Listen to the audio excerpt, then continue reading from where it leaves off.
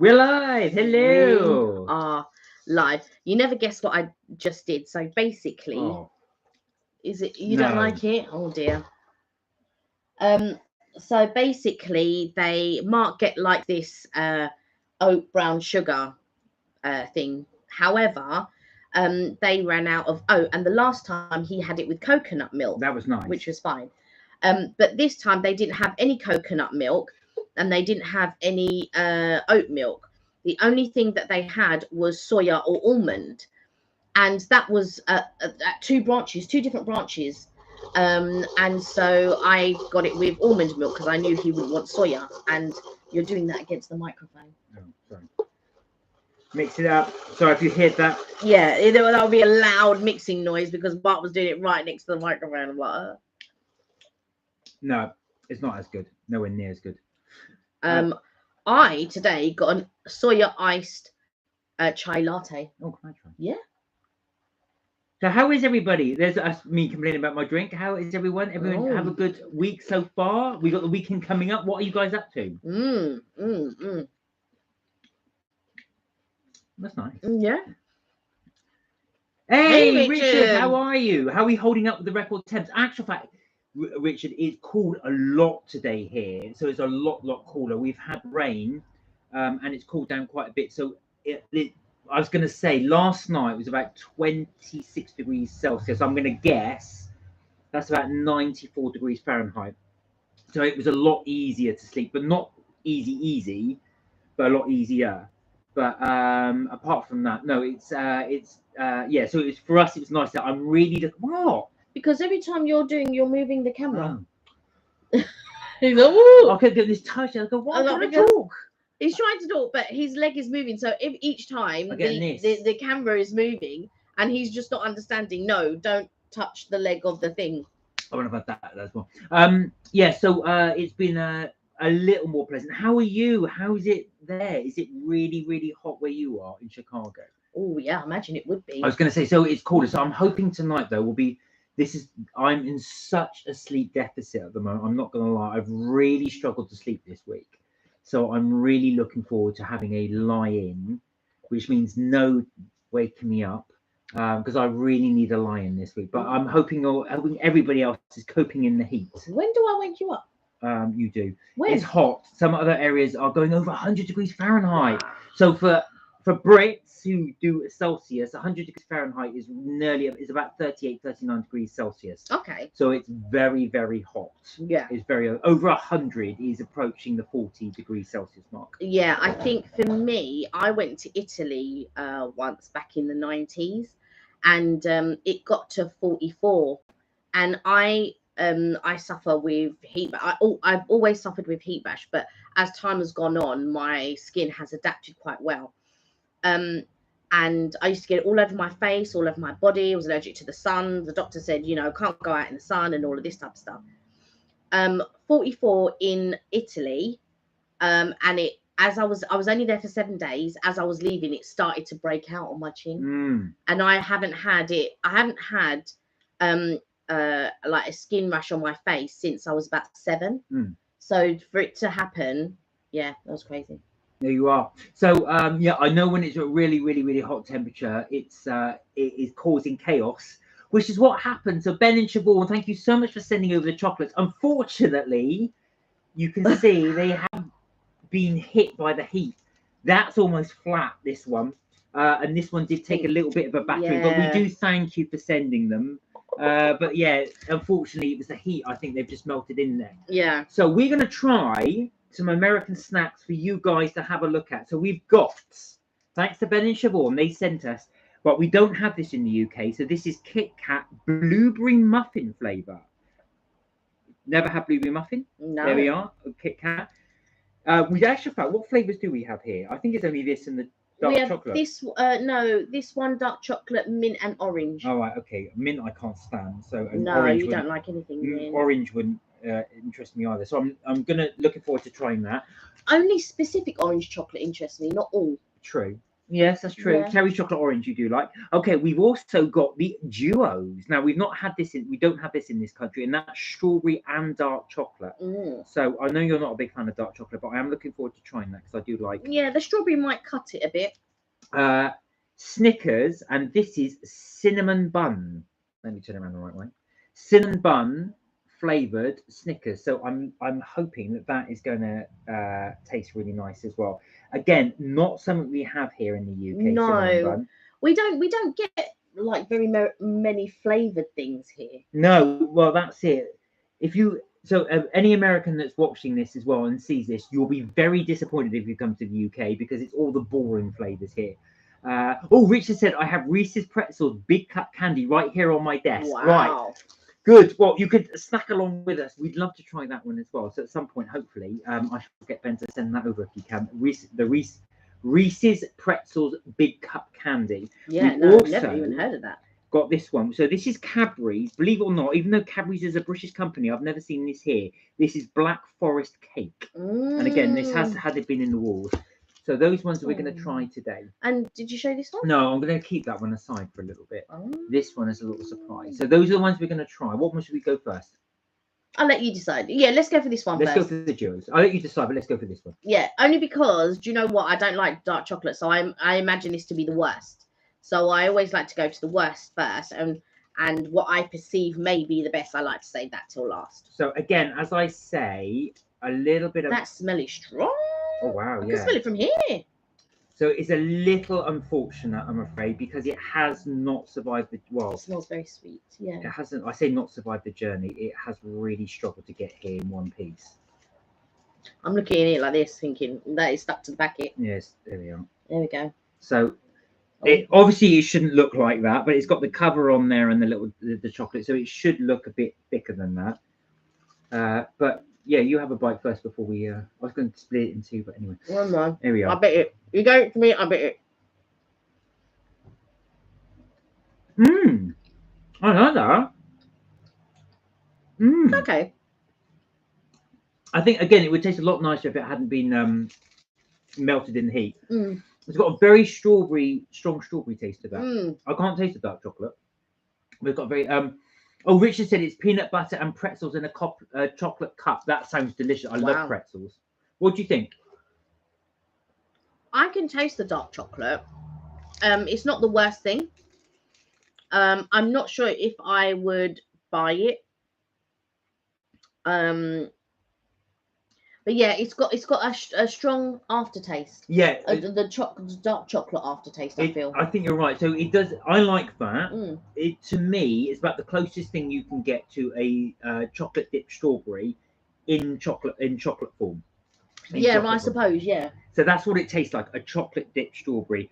I do like that. I'm going to give that a 7 out of 10. I prefer it to a normal Kit Kat by far. Normal Kit Kats to me are just boring. I like a normal Kit Kat, and I wouldn't compare it to that. But I would probably give it a 5. I don't dislike it, but I don't like it. It's not one that I would choose to have, if that makes sense. Why do you like it? It has a dipped strawberry flavoring rather than tasting of it. It's more the flavorings of it. Okay, so it says a crisp wafer in a strawberry flavored creme and dark chocolate. There we go. Duo. Right, next one. Now this one I'm really looking forward to. This is the muffin. Now I love muffin. I do love blueberry muffin. So I am really looking forward to this. I hope this doesn't disappoint. I probably should have done the palate cleanse with water rather than that, but never mind. Did you want some? Oh yeah, I want to actually. And again, unfortunately, this one hasn't made the journey very well, but I'm going to have to pour them out in one, I'm afraid. No, again, do you know what? It's got bubblegum flavour. Yeah, try that. Just take a little bit. Okay. It's all flaking Yeah, out. be careful. No. Even trying it before. Okay. Let's go. No, I've got a bit. I've got a bit, yeah. Okay, here we go. Okay. Yeah. Do you know what it tastes like? It's been yogurt dipped. That is nice. That's what it tastes like. I really like that.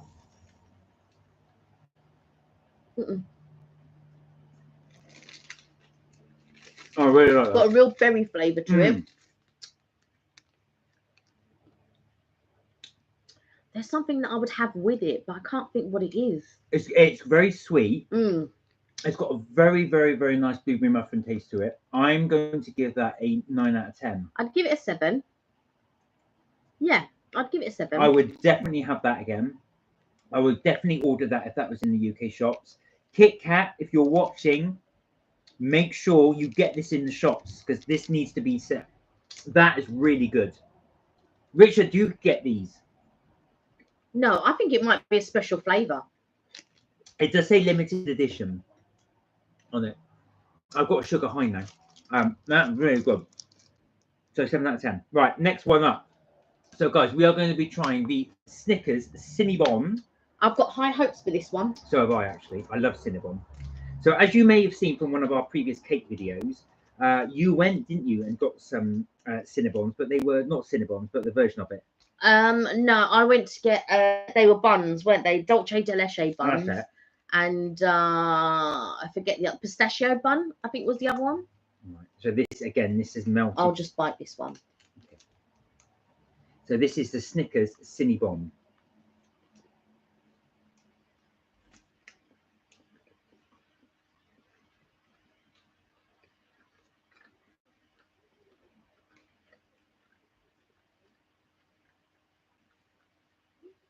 It doesn't taste that much cinnamony.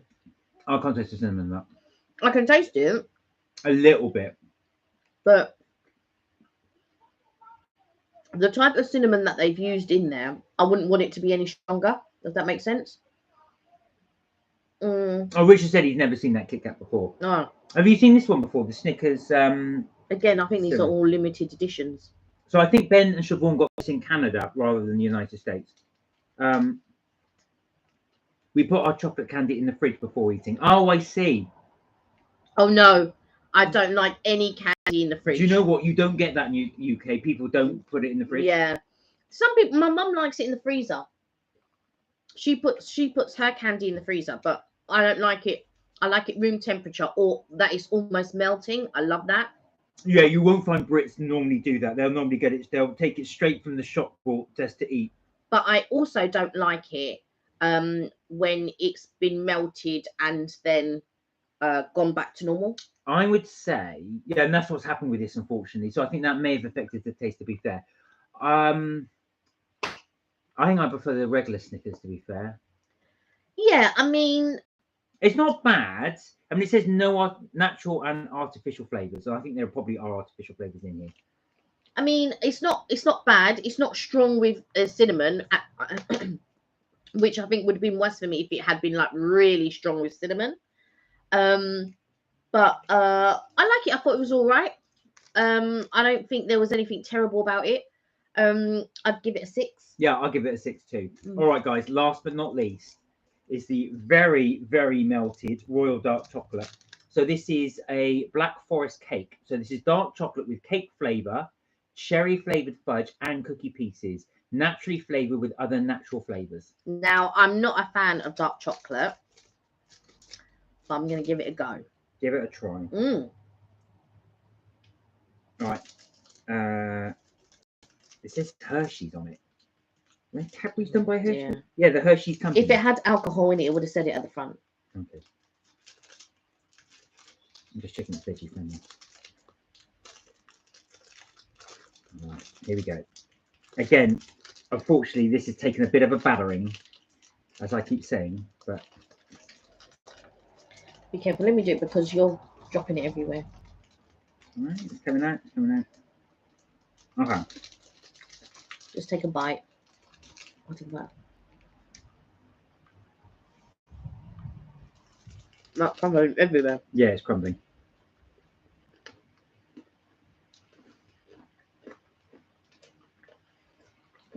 It's not as dark as I thought it would be. No.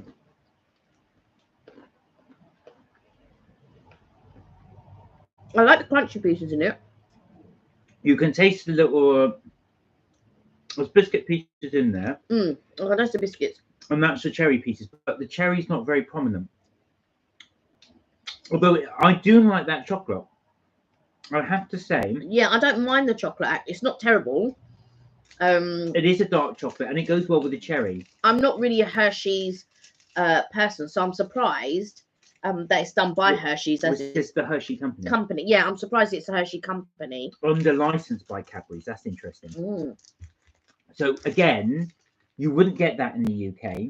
I've never seen that in the UK, but I like that. Mm. I like that. I'm going to give that an 8 out of 10. I'm going to leave that an 8 I out would of 10. give it a 7.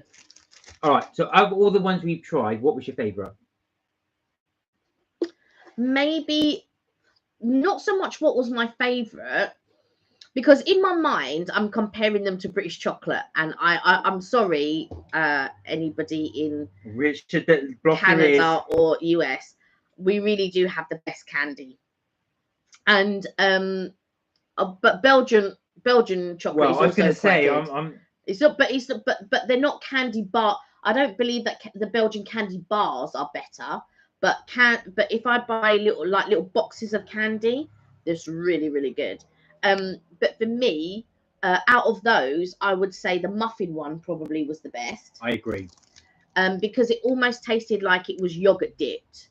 But it's not something I would buy. I've got to say that is my favourite, and I would actually buy that. And I've got to say, I would go out my way to buy that. If that came to the UK, I would get them. You don't really buy chocolate. No, I don't, and that's what I'm No, saying. That shows yeah. how much I would You don't actually really buy buy them. that, especially if it was limited edition. The others, so the raw dark chocolate, I probably would get. Mm. I wouldn't go out my way to buy it, but I would. If somebody had that and said, "Do you want some?" I would say yes. Right.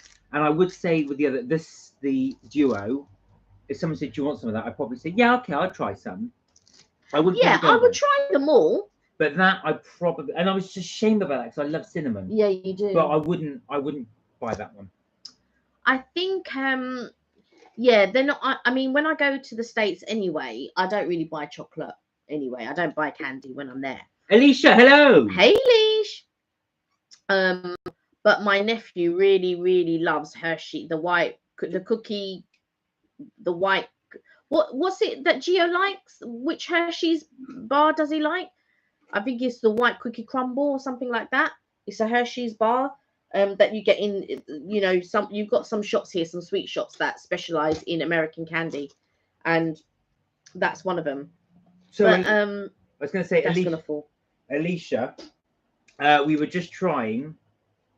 Oh, it's frozen. We were just trying some cookies and cream. So we were just trying the blueberry muffin Kit Kat. This is one my brother got from the United States. We were trying the Cinnabon Snickers, and we were trying the Kit Kat Duo, which is strawberry and dark chocolate. And we also had the Black Forest Cake, which is this one, which is a Black Forest and dark chocolate. And I did like that one. But white cookies and cream he likes. Yeah, I'm just trying to think. There is a candy that I do like. I don't mind turtles, which sometimes I get if I'm there. And then the other thing that I really like is Baby Ruths. I really like a Baby Ruth. I don't eat them very often, but I do like a Baby Ruth. And the other thing that I like, but then I like the cookies. So I like the mini Oreo cookies, and my favorites though are the mini Nutter Butters. I really like the Nutter Butters. They were delicious. Yeah. So you get them in little tubs. You don't get them here. So whenever I'm there, I do stock up on little Nutter Butter tubs. Alicia said, "Oh no, not the blueberry or the dark chocolate." Sick emoji. No, actual fact, that was our favourite. The blueberry was really, really good. I didn't mind that one. That was really good. I think you actually would like that if you tried it. I didn't mind it. But again, like I say, I don't really eat a lot of American candy. So, Richard, what is the Reese's Pieces one your favourite, or is there another one you like? And Alicia, what is your favourite? And anybody else, what is your favourite chocolate bar that you would have? We thought we'd do that little taste test though, just purely because they've just arrived in the post today. So I wanted to give them a try. I don't mind the Reese's Pieces that look like M&Ms, the small discs. Yeah. So if they're in a packet in small discs, I like them. But sometimes I find with the little cups, it's like so much peanut butter. So it's just like so much. So I like them when they're little pieces. Oh, Alicia said I'm more of a sweets girl. What would be your favourite? Are you a Skittles or M&Ms or? You used to be Skittles because anytime I used to go to the States, Alicia go, oh, you can get me these Skittles, these Skittles, these Skittles. And then I'd be all around New York or all around trying to find these flavoured Skittles that she'd want. Mm. Is that still the case? I remember one year. Can I have them? Can we have a little snacks? I said to Mark, do you want any snacks? And he said to me, no. And now he's eating all of my Thai chili crackers. No, very nice. I've got to say, I do like these. Thai chili crackers? Just the right amount of spice. Yeah, I like my Thai chili crackers. That's why I got them. Oh, Skittles back in the day, but love Haribo's. You know what? Haribo's is a lot of people's favourite, but I think it reminds people of Pick a Mix. When they were young. That's why Haribo's. I didn't realise they're German. I'm not a lover of Haribo's, but I do like pink and white mushrooms and the pink and white Dracula tea. Yeah. I like those. I like jellied sweets. Hershey's Kisses almond is a favourite, says Richard. Oh no, I don't like the Hershey's Kisses. No, I don't. I like the Hershey's, but Yeah, you don't. I know you don't. no. Or fizzy laces. I love fizzy laces. I don't like fizzies as well. Oh, I don't for God's like. sake. I don't like anything sour. Nothing sour, has to be sweet. I love the sour sweet. I don't like it, but Mark likes everything. He wants something very sweet. Look at all them sweet things that he likes, and then he'll have something very bitter, and then he'll have that. But I'm not like that. I'm very. I've got my berry tastes. Yeah, I like specific things. And yeah, anything fizzy or soury, no, that's not for me. But I've got to say, that pleasantly surprised me. That Did surprise me, yeah. So I think, Richard, that's probably more for you because I think you can probably get hold of that in the States. I would recommend giving that a go. Definitely recommend this one if it does come out into the United States.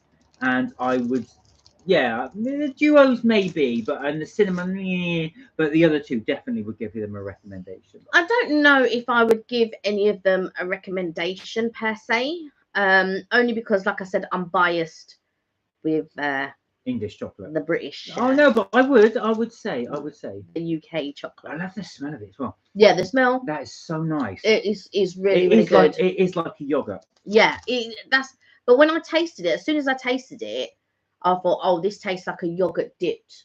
Yeah. Chocolate of some sort. Yeah. Like a berry yogurt. I wouldn't be surprised if it was a berry yogurt.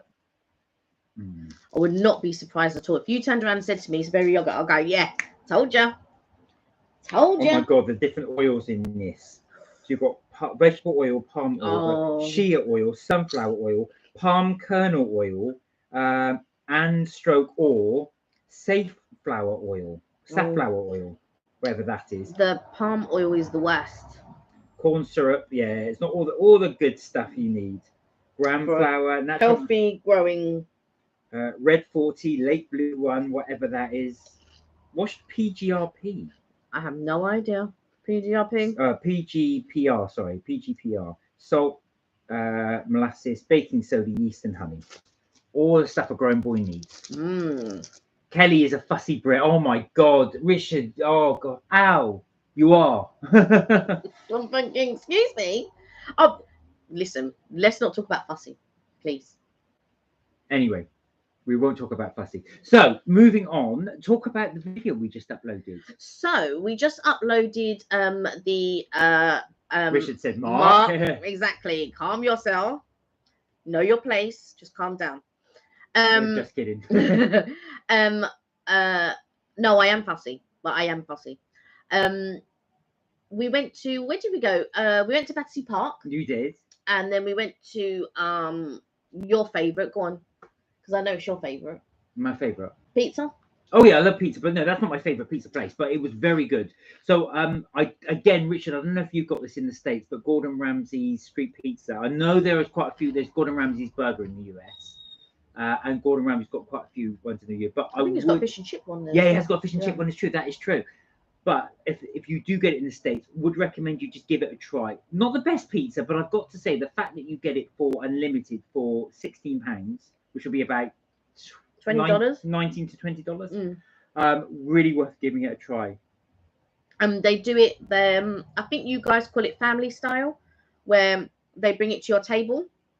So it's unlimited, and they bring it to your table, which I don't mind, and I quite like, rather than getting up and queuing and everything. But the only problem is they don't. I was sitting there, and I said this in the video, and I didn't get any pepperoni pizza. Yeah, I know. And then there was a table next to us, and they came after us. So when I first pan around, that table next to us is empty. Then all of a sudden, 6 boys are sitting there, which is fine. But they were bringing all the pizza, but they were serving everybody inside. And I feel they should have had a coordinator outside saying, oh, this table, that table, this table, that table, you need to go to that table next.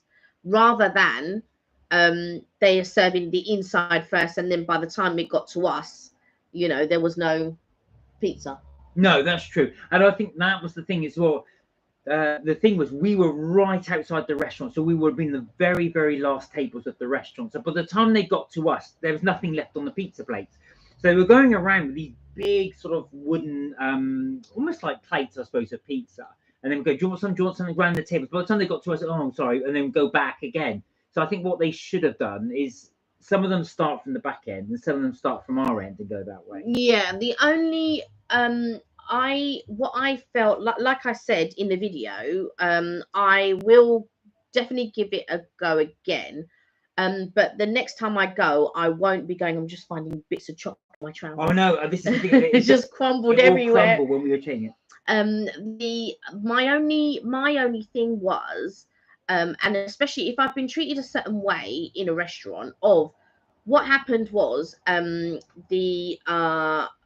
so when they were serving, there was a couple of people behind, and she diverted them from our table. One of the serving staff diverted somebody from our table to go to, because obviously there was people behind us as well, seated behind us.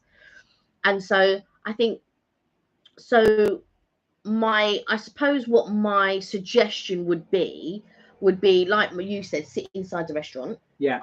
So that you can be served first. And but it was such a lovely day. I didn't want to sit inside, because they did give us a choice when we entered. Oh, do you want to sit inside or outside? So, and there was quite a few people outside. Not when we got there though. There was a couple of tables over there and one table I think behind us. So I think the next time I wouldn't necessarily go back to that one again, because I would like to try a different branch anyway. So I would try another branch, and I believe there is one in St. Paul's. So I would go there and try it and see what type of service that you would get there. Oh, so Richard said we have an amazing calzone pizza place close to us. Right, okay. And what's it called, Rich? Or do you a secret, because you don't you don't know the verge? But I was going to say, actually, once you get a place that's really, really good, I know what you mean. I do love the idea of having Chicago pizza. We've only been to Chicago once, and unfortunately, it wasn't to stop over. Yeah. It was actually, we were transferring from one flight to another. But, yeah. And it was freezing when we went. So I would love to be able to go one time. Was that the one where we had to get a bus in between? Yeah. Wow. Yeah, that was it. So we had to get a bus from one end of the airport to the other. But I thought we were never going to make it, because I thought the time is really. Yeah, because I think I had planned 3 hours. It was in November. It was your birthday, so it was. I'd planned because I feel like a 3-hour transfer is enough. Yeah. But the problem, there was a stipulation, because where we were, we had to queue up in sort of like a makeshift hut. Yeah, that's right. So they built almost like a tarpaulin. Yeah. And we had to queue up for there, and then you have to walk across the airfield to get to the plane, and the stairs. I think, was that the part? No, we had to wait for the bus, so we had to queue up in that sort of like makeshift hut. Yeah. Queue up there. There was loads of people queuing up, and so obviously you go around. They do that zigzag thing where you go around, and then we had to then get on the bus, and then the bus took us to the other part of the airport. That's right. But we had to go on the motorway. That's right. Yeah, right. It was over one end of the airport to the other. So you had to go through all this. Oh, Richard said it's a secret place for us, right? We won't ask the name. Oh, okay. But they only accept cash too. Oh wow! I'm assuming it's like a family-run business then, if they're doing that. So, but those are the best places. Actually, they're always, when you've got a place you discover, There's a guy I used to work with as well, and he's been going to the same pizza place for 20 years. Wow. And he said it's a Italian family-run place in Walthamstow, and they religiously go all the time because he said it's the best pizza. He said we go there all the time. But it's nice when you get to know people, Yeah. and they know you. There is a restaurant that we went to for your birthday, that seafood place, and clearly people go there regularly Yeah. because he was like really chatting to them, and you know the guy who was celebrating. I don't know what he was celebrating. We were celebrating our anniversary. Yeah. And I can't remember. I don't Oh, know if it was his birthday. It was his Yeah, birthday. yeah. And he was like talking really loud and everything else, but he knew the owners and he was chit chatting with the owners and all of this type of stuff. And but that clearly the owners know him and all of this type of stuff, and so it's quite nice. Richard said mafioso style. Mm. I would never say that, but yeah, I know what you mean. But so it's got that like really traditional Italian sort of family-run Rustic vibe about it. But yeah, those are really nice places to eat. And I can imagine as well, those are family recipes that have gone down the generation. Yep, said Richard. Family restaurants going down the generations as well. People hand that out as well. And they always do those special things, don't they? With like, you can just get one slice, which is really nice as well, if you want to just get a slice of pizza. Yeah, and I think as well, when it's generational, they teach you like in traditional ways that maybe other places don't, and that's probably what sets them out, sets them apart from the rest of the places. So Richard, in your secret place, I bet I can imagine as well, correct me if I'm wrong, that it's almost like you get a really decent sized portion as well. I can imagine it's a very generous type pizza type as well. I'm always just thinking sort of stuffed crust or like really thick dough. I think all over the US you'd get a good portion size for pizza. It's only here that you wouldn't get good portion sizes. I mean, when we went to Japes, it was quite small. I mean, it was deep, but that was filled. filling. It was filling.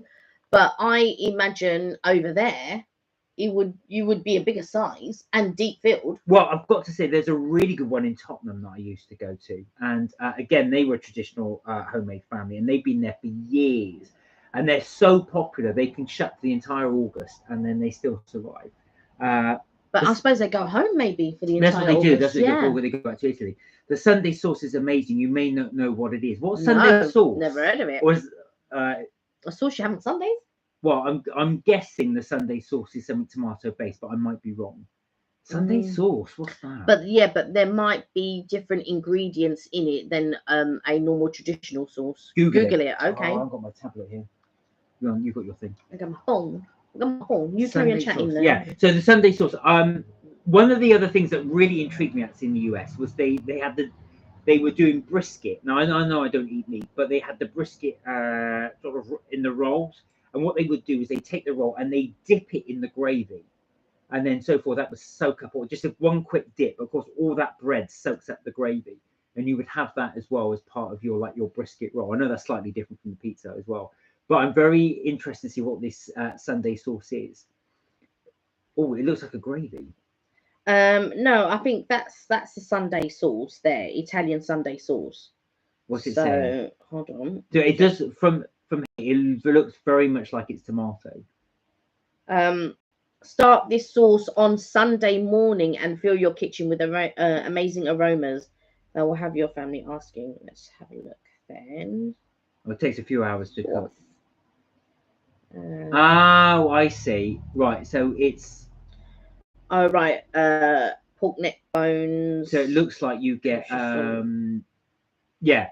So it's looking like it's loads of meats in, and you basically put it in tomato puree, tomato paste, and then you boil that down to give it flavour. Chopped tomatoes, water, white sugar, bay leaf. Do you know what it looks like to me? Like it's almost like a passata, which then you boil meat in the passata. Yeah, but I mean, sometimes passata sauces can be quite basic, but this is quite. There's so many ingredients to make this sauce. Oh, so Richard said, Mark, Sbarro has amazing vegetable pizzas, spinach, garlic, and mushrooms. They cater out of the malls here.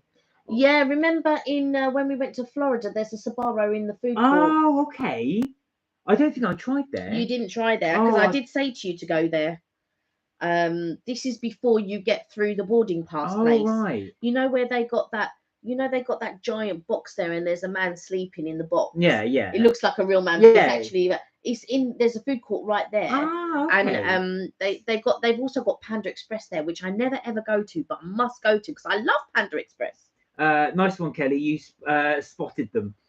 That's right. Yeah. So we will. Funny enough, because when we do go to the food courts in Florida, when we go shopping there, we will check out the food courts and we will have something to eat if we're going to the shopping thing there. Yeah, there is one in. I'm just trying to think which mall. I think it's the Vine Outlets. There is one. Yeah. That's that's the one where we went with your brother. And they've also got. It's actually the only outlet that actually has a healthy. They've got like a healthy sort of food, a healthy place in the food court. And I when I go there, they do like salmon and grains bowl, and I actually get that when I'm there. I did have pizza in the food court, but I cannot for the life of me remember which chain it was. Kelly has a photographic memory. Yeah, for food courts, yes, most definitely for food courts. I can't remember a thing. I know I ate food there, but I cannot remember where I got it from. I did have 2 slices of pizza, and they were selling it by the slice, but I cannot for the life of me remember what place I had it from. I can tell you, like, if I'm trying to explain something to you in London, I can tell you the food places that are there. It's right by the KFC, or it's right da. So my memory, that's how my memory works, and I'll be like, oh yeah, because there was a Buddies when we went to the Millennium Mall. Okay. And we sat down, and there was I say Buddies, Cake Boss. And that was the first time that I'd noticed in Florida that there was a Cake Boss. Yeah. So we did have Cake Boss. We had it in New York, and we did have it in Vegas. Vegas, yeah. We tried Cake Boss both there as well. But I think we did have it in Florida as well, because I remember bringing it back to the room. So if anybody that watches Cake Boss, I think it's on HBO. I might be wrong, but it's Cake Boss as well. So Cake Boss, obviously the one that was originally, I think, it was in New York.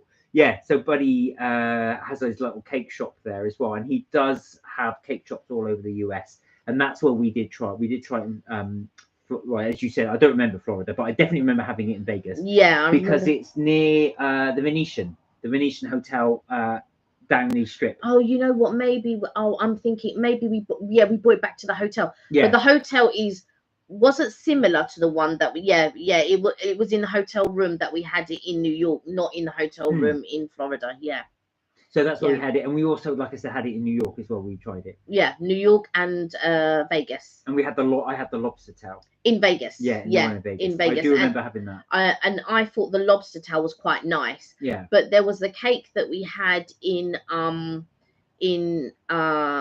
when we were in New York, but we didn't go to the original store, which is in Hoboken, New Jersey. We didn't go because we didn't go to that end. We stayed mainly in Manhattan.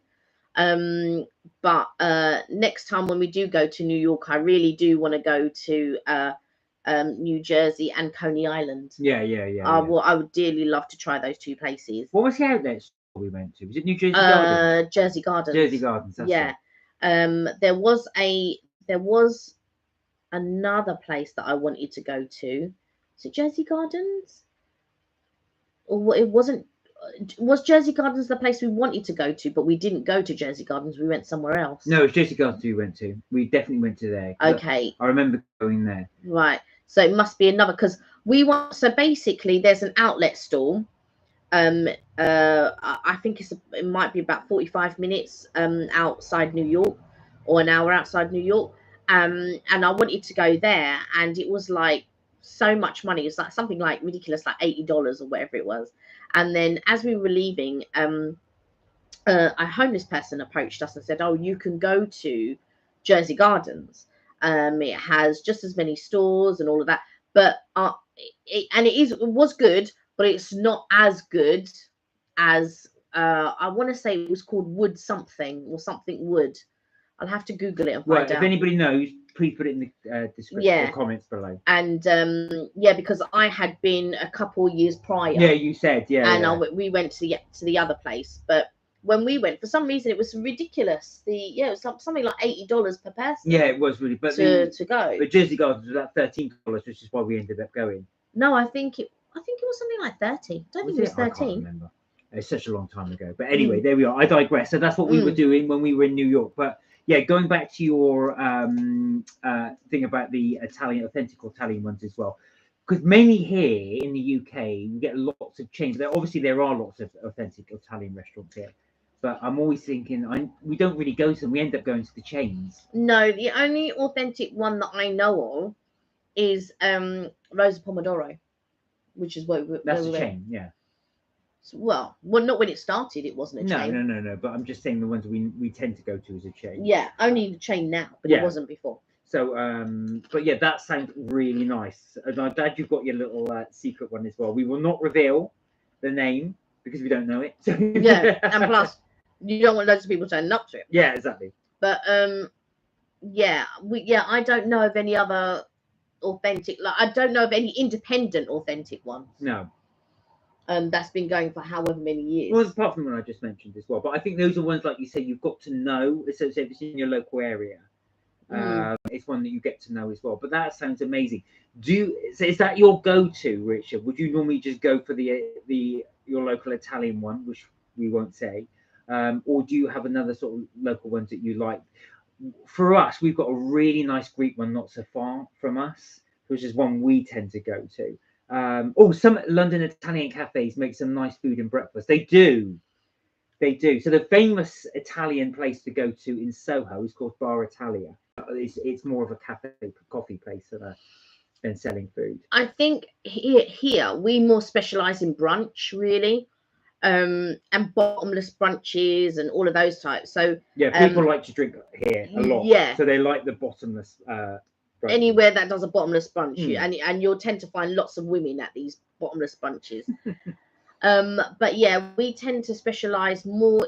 So rather than, I mean, don't get me wrong, there are lots of independent restaurants and all of that, but there are more chains than there are independent restaurants. Maybe that's the world over, I guess.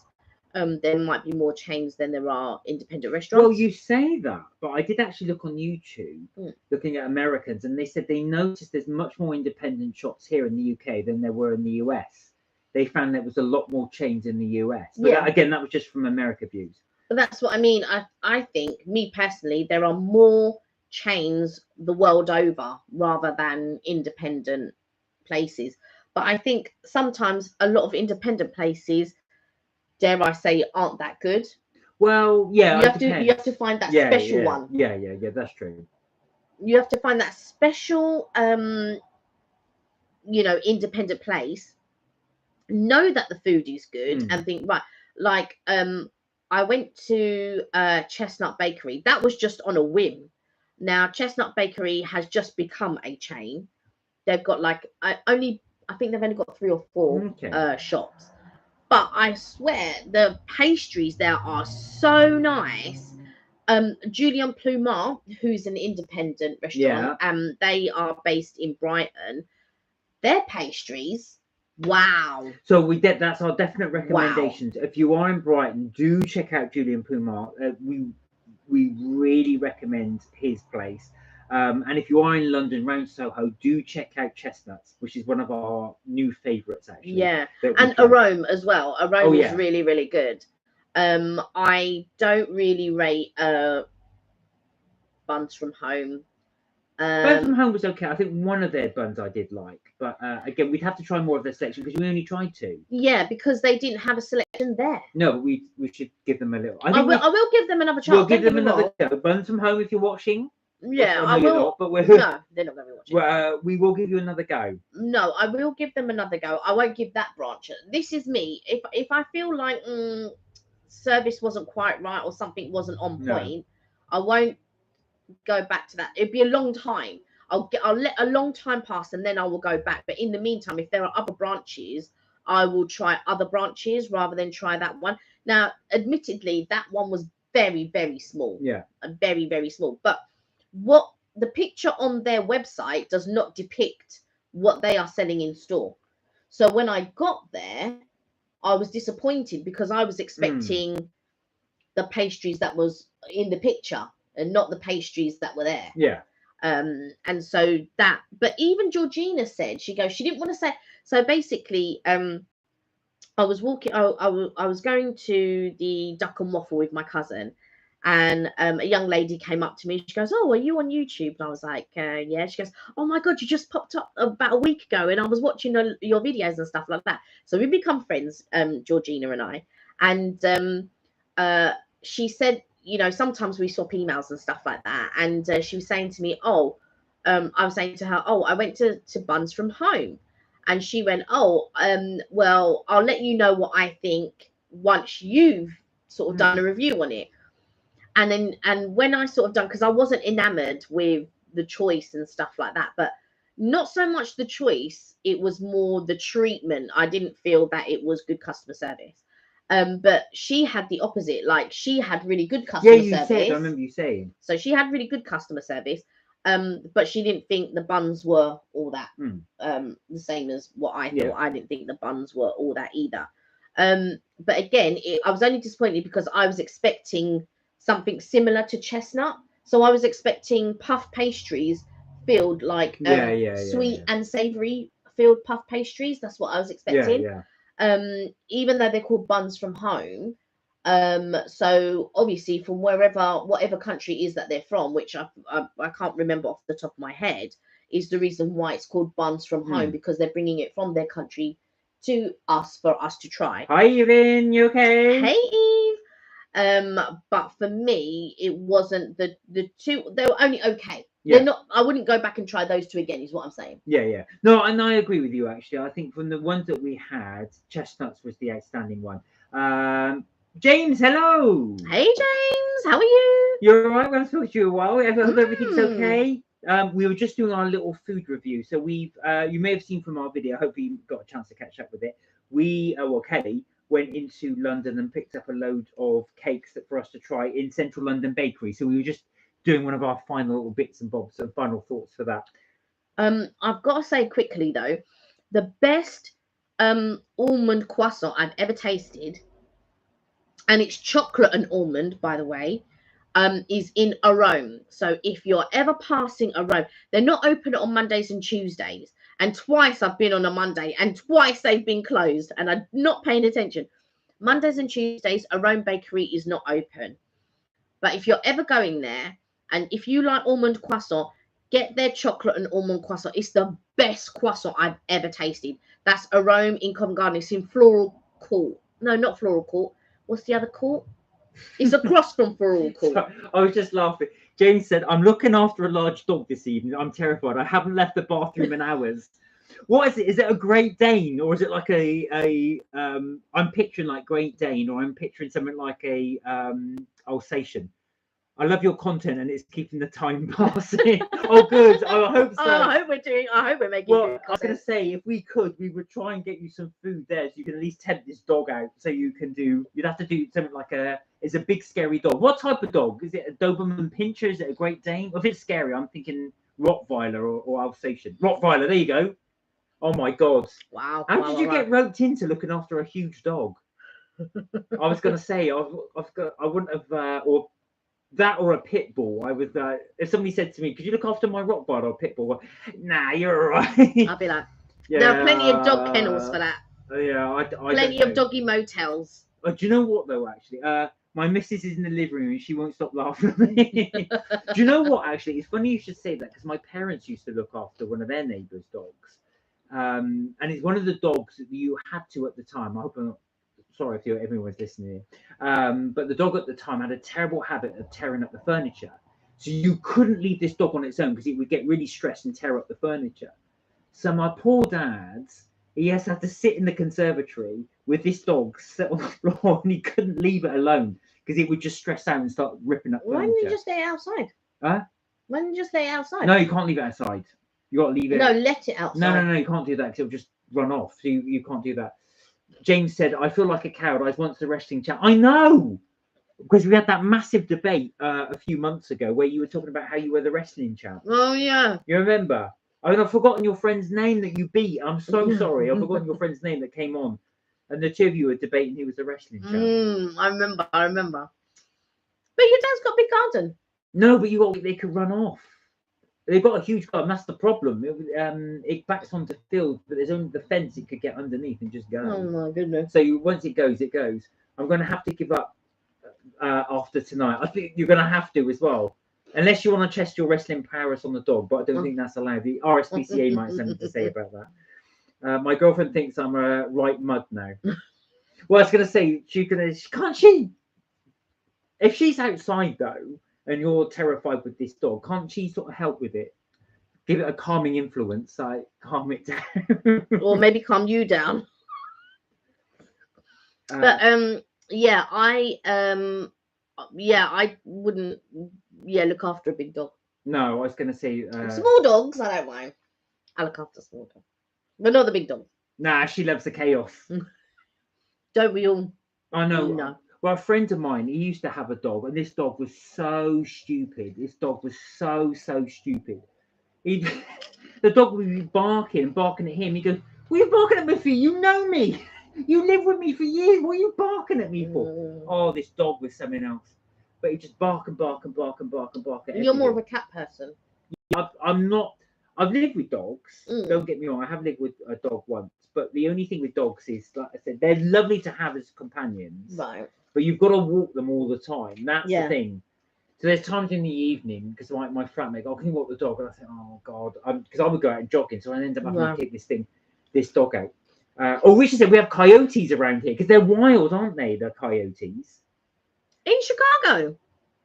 Yeah, I would have thought that was like a prairie thing. Yeah, that's what I was just confused when you said it. I was like, "Huh?" I was imagining it in the desert somewhere, like in the wilds of Vegas somewhere, or the wilds of Arizona. Yeah, that's what I would have thought. Or around the parks. Oh, James has got to go. James, good luck. I really hope that you're able to leave the bathroom at some point. Yeah, exactly. If you're armless or legless next time, we shall know why that dog has had it. And it won't be because of the drink. Around the parks. Oh, right, that's interesting. Do you know what? It's one of those weird things because you don't realise that as well. Because when we went to Vegas as well, it's little things like that. You forget the wildlife's totally different. Yeah. Obviously, in this country, you don't have anything like prairie dogs or coyote, or you would have, creatures like that running wild. Britain doesn't really have poisonous animals either. They've got the adder, which is quite a mild snake. And we do have a false widow spiders, but their poison is very, very mild. But I know in America, you've got, you've got preserves there as well. We've got deer. We have deer here. But mainly, obviously, in the suburban areas. In London, you get a lot of foxes. That's kind of the other thing. Badgers, loads of foxes, badgers, and then hedgehogs and things like that. But that's kind of the wild thing, and tons of rats. Remember, because we're talking about, because I feel like having coyotes in Chicago is quite unusual. Yeah. It might not be, but I perceive it. Obviously, living in the UK, I perceive it as unusual. But what else was unusual was when we went to Vegas, it rained. Yes. When we were there. And I just found that, because it was in the summertime. No, well, not in the summertime, it's in September. And I found that really weird that it was raining. It was they said, they get rain about 7 days a year. Yeah, we just happened to be there when we had it. Yeah. Well, funny enough, in Vegas, we didn't spot any wildlife. Of course, in Florida as well, the alligators. But of course, you've seen them. I've never seen them. I've never seen an alligator while I was there, but you saw quite a few. Yeah, in the wild. So and I will tell you when it was. In what year was it? Princess Diana died. 2001. Oh, was it? Was it not? Oh yeah, no, it was 97. No, after that. So 2001. I think that was the year we met. Was 2001. Yeah. So in 2001. That was that 9/11? Yes. Okay. So we landed in Florida on the 10th, so the day before 9/11. And during that holiday, I was on a what's the trolley called? The I-Ride. Yeah. So I was on the I-Ride, but it wasn't around that area wasn't as built up as it is now. It's quite built up now. So back then in 2001, it was still green along the roadside. There was so sometimes you would pass, swamp, sort of temporary swamps and stuff like that. Not temporary swamps, but little bits of swamp land. And one day as I was on the trolley and I was on my own, there was these alligators that had sort of was on the almost getting on the street. It was crazy. It's all built up now, so I don't know what they would have done with that, but it's all built up there now. So when you go along, you wouldn't see that. But yeah, and the bus driver was pointing it out to us, but they were small ones, so they weren't fully adults yet. But they were all sort of like there on the roadside. There was about 3 of them. Yeah. All on the roadside. And I was just like, oh my God, wow. But that's the first time I've ever seen them live when I've been on a... Yeah, I've never seen them. All the times we've been to Florida, I've never ever seen an alligator out in the wild. Yeah. And that's obviously because that's obviously native to Florida. Yeah. But we've never been to the Everglades when we've been to Florida, No. which I'd love to do actually, because I would love to go to the Everglades. Because Everglades, you'd have the snapping turtles, you'd have all the alligators as well, raccoons, all various different types of critters out in the wildlife. But yeah, that's really interesting actually that you've got them in Chicago. I never would have guessed, being an urban city, that you would have coyote outside in Chicago. I wouldn't have known that at all. That's why when Mark read it, because I haven't got my glasses on. So when Mark read it, and I was like, in Chicago? I was just like, really? I'm expecting it to be like Midwest, but I had no idea that was it. So that's interesting, actually. So when you say in the parks, do you mean that they are national? I'm talking about caged. Is the question? No, wild park. Maybe in the park. Oh right. Oh, is it like Yellowstone? Like Yellowstone. Like a park, yeah. Oh right, like Yellowstone or something. Oh, did you see the manatees in Florida? No, again, I didn't. We didn't. Oh, the manatees. Manatees, sorry. Yeah, I saw the manatees, but they weren't wild. I went to SeaWorld. So you've not been to SeaWorld? No, I've not been to SeaWorld. No, I've not seen. But I've seen the manatees and stuff when we've been to SeaWorld. Did we not see it when we were in Vegas? Didn't they not have manatees there? No. I feel sure they had it in Shark Reef. We had the Shark Reef. I can't remember seeing any manatees there. I felt sure there was a manatee. There may have been. I don't remember seeing it. No, but I have seen manatees when I've gone to SeaWorld and stuff. Yeah. Yeah, I've not. No, I haven't, unfortunately. Stingrays and manatees, and because the stingrays are the sort of like triangle ones, aren't they? Yeah. Yeah. Flat, right. The flat triangles with the little. Some of them have the little tail, which I assume is where the stinger is, maybe. The only wild thing I did see in Florida was that snake. Do you remember that baby snake? Oh, the tiny one. Oh, I was like, oh, well, I think I don't know if you call them grass, because we do have grass snakes here. Yeah, it was. I looked at it online. Obviously, I didn't touch it just, but it did say it was non-poisonous. Yeah, because I think sometimes they go in swimming pools over there. Because I've watched a couple of YouTubers, and you see the YouTubers with nets trying to scoop out these like little snakes. Ooh, no, not me. Sorry. Well, I always find that interesting, actually, talking about the snakes, because do you get them in Chicago? Any poisonous snakes? I'm guessing no, but I may be wrong. But I was fascinated because there's 2 programs I used to watch. One was Snake in the City, and that was in South Africa. So there's a guy in South Africa. His job is to go into people's houses and remove poisonous snakes. So because they get black mambas and green mambas, so obviously various other poisonous snakes, and his job is to go and fish them out. And of course they always end up going behind things like fridges and radiators and stuff like this. So of course there was one, but there's another one similar in Australia, and this guy goes around and gets them. And this one woman, she has to lock a dog away, because obviously they'll kill a dog, one bite and the dog is dead, so they got to lock the dog away. And this the link is above is a video about coyotes in the cities. Right, okay, we'll have a little look at that. The link above. Or I can't see the link. No, I can't see the link. There's no link there. Please post in the link though if you could, because I'll check that. Sometimes though YouTube take it away. Oh, I see. Because they might think it's spam or something. Oh, okay. But yeah, we'll put it in the description actually, Richard, if you don't mind, because we'll check that out. In the description. Oh. In the comments, sorry, I mean. Oh yeah, in comments. So like later on, when we finished, if you put them in comments, YouTube might not take it away, and then I can click on it and I can always Google it though, but I'd be interested to see that as well. But yeah, go back to this snake thing. So this guy's got to go in with these hooks and take these snakes out of people's houses. I find that fascinating, because you don't have that here. No, you just don't have that here. Ooh, imagine finding us. Oh my lord, I tell you. There was one guy who's grabbing it by the tail to pull it out. He's got to pull it out. But you see that they're quite big, and they can just. Oh, here you go. What are wild coyotes? So if anybody's interested, the title in YouTube is "What are wild coyotes doing in the big city?" YouTube video. Wow. So I will watch that. I will think of you as well when we watch. So they're wild. So there must be like, That's what I'm saying. Wild coyotes. there must be like foxes, like when foxes, Yeah. find their Here. way to the city. Because obviously there was a lot of hunting going on in the country, so they all just came to the city. Well, no, that's Not all of them that's came not to him. why they came here. They've always been here. Yeah, but they've never been at this level of Yeah. thing. They have. No, I mean you see them crossing. When I was younger, they were never crossing streets, and it would be like, oh, just seen a fox, and it would be like, oh my god, I've just seen a fox. I don't know if you find the same in Chicago, but here the wildlife is a lot more docile because they're so used to human interaction. They're a lot more. I mean, Kelly was sitting out in the garden the other week. Did you got it? And the fox almost came up to her as if to say, "Got any food? You can eat." Kelly was eating, and he came up to her looking at you as if he's going to say, "You can eat that. Can I have that?" No, she got it, and he was just sitting there. And when the music was playing, he was just sitting in the grass. Oh, Rolf said, "You're beautiful and I love you." Oh, that's very nice. Mark, I assume you're talking about Mark, right? Obviously. That's very kind. That's a very nice comment, Rolf.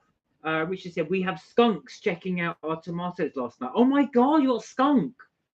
Is it true with a skunk as well? Obviously they spray their scent at you if you frighten them, or is it just the fact that they just?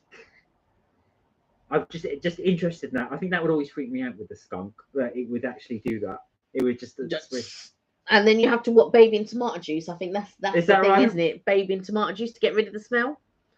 Do you know what? It's amazing though how the wildlife is completely different. Like skunks, Yeah. you wouldn't have that in the UK as well, or you wouldn't have. Australia would scare me.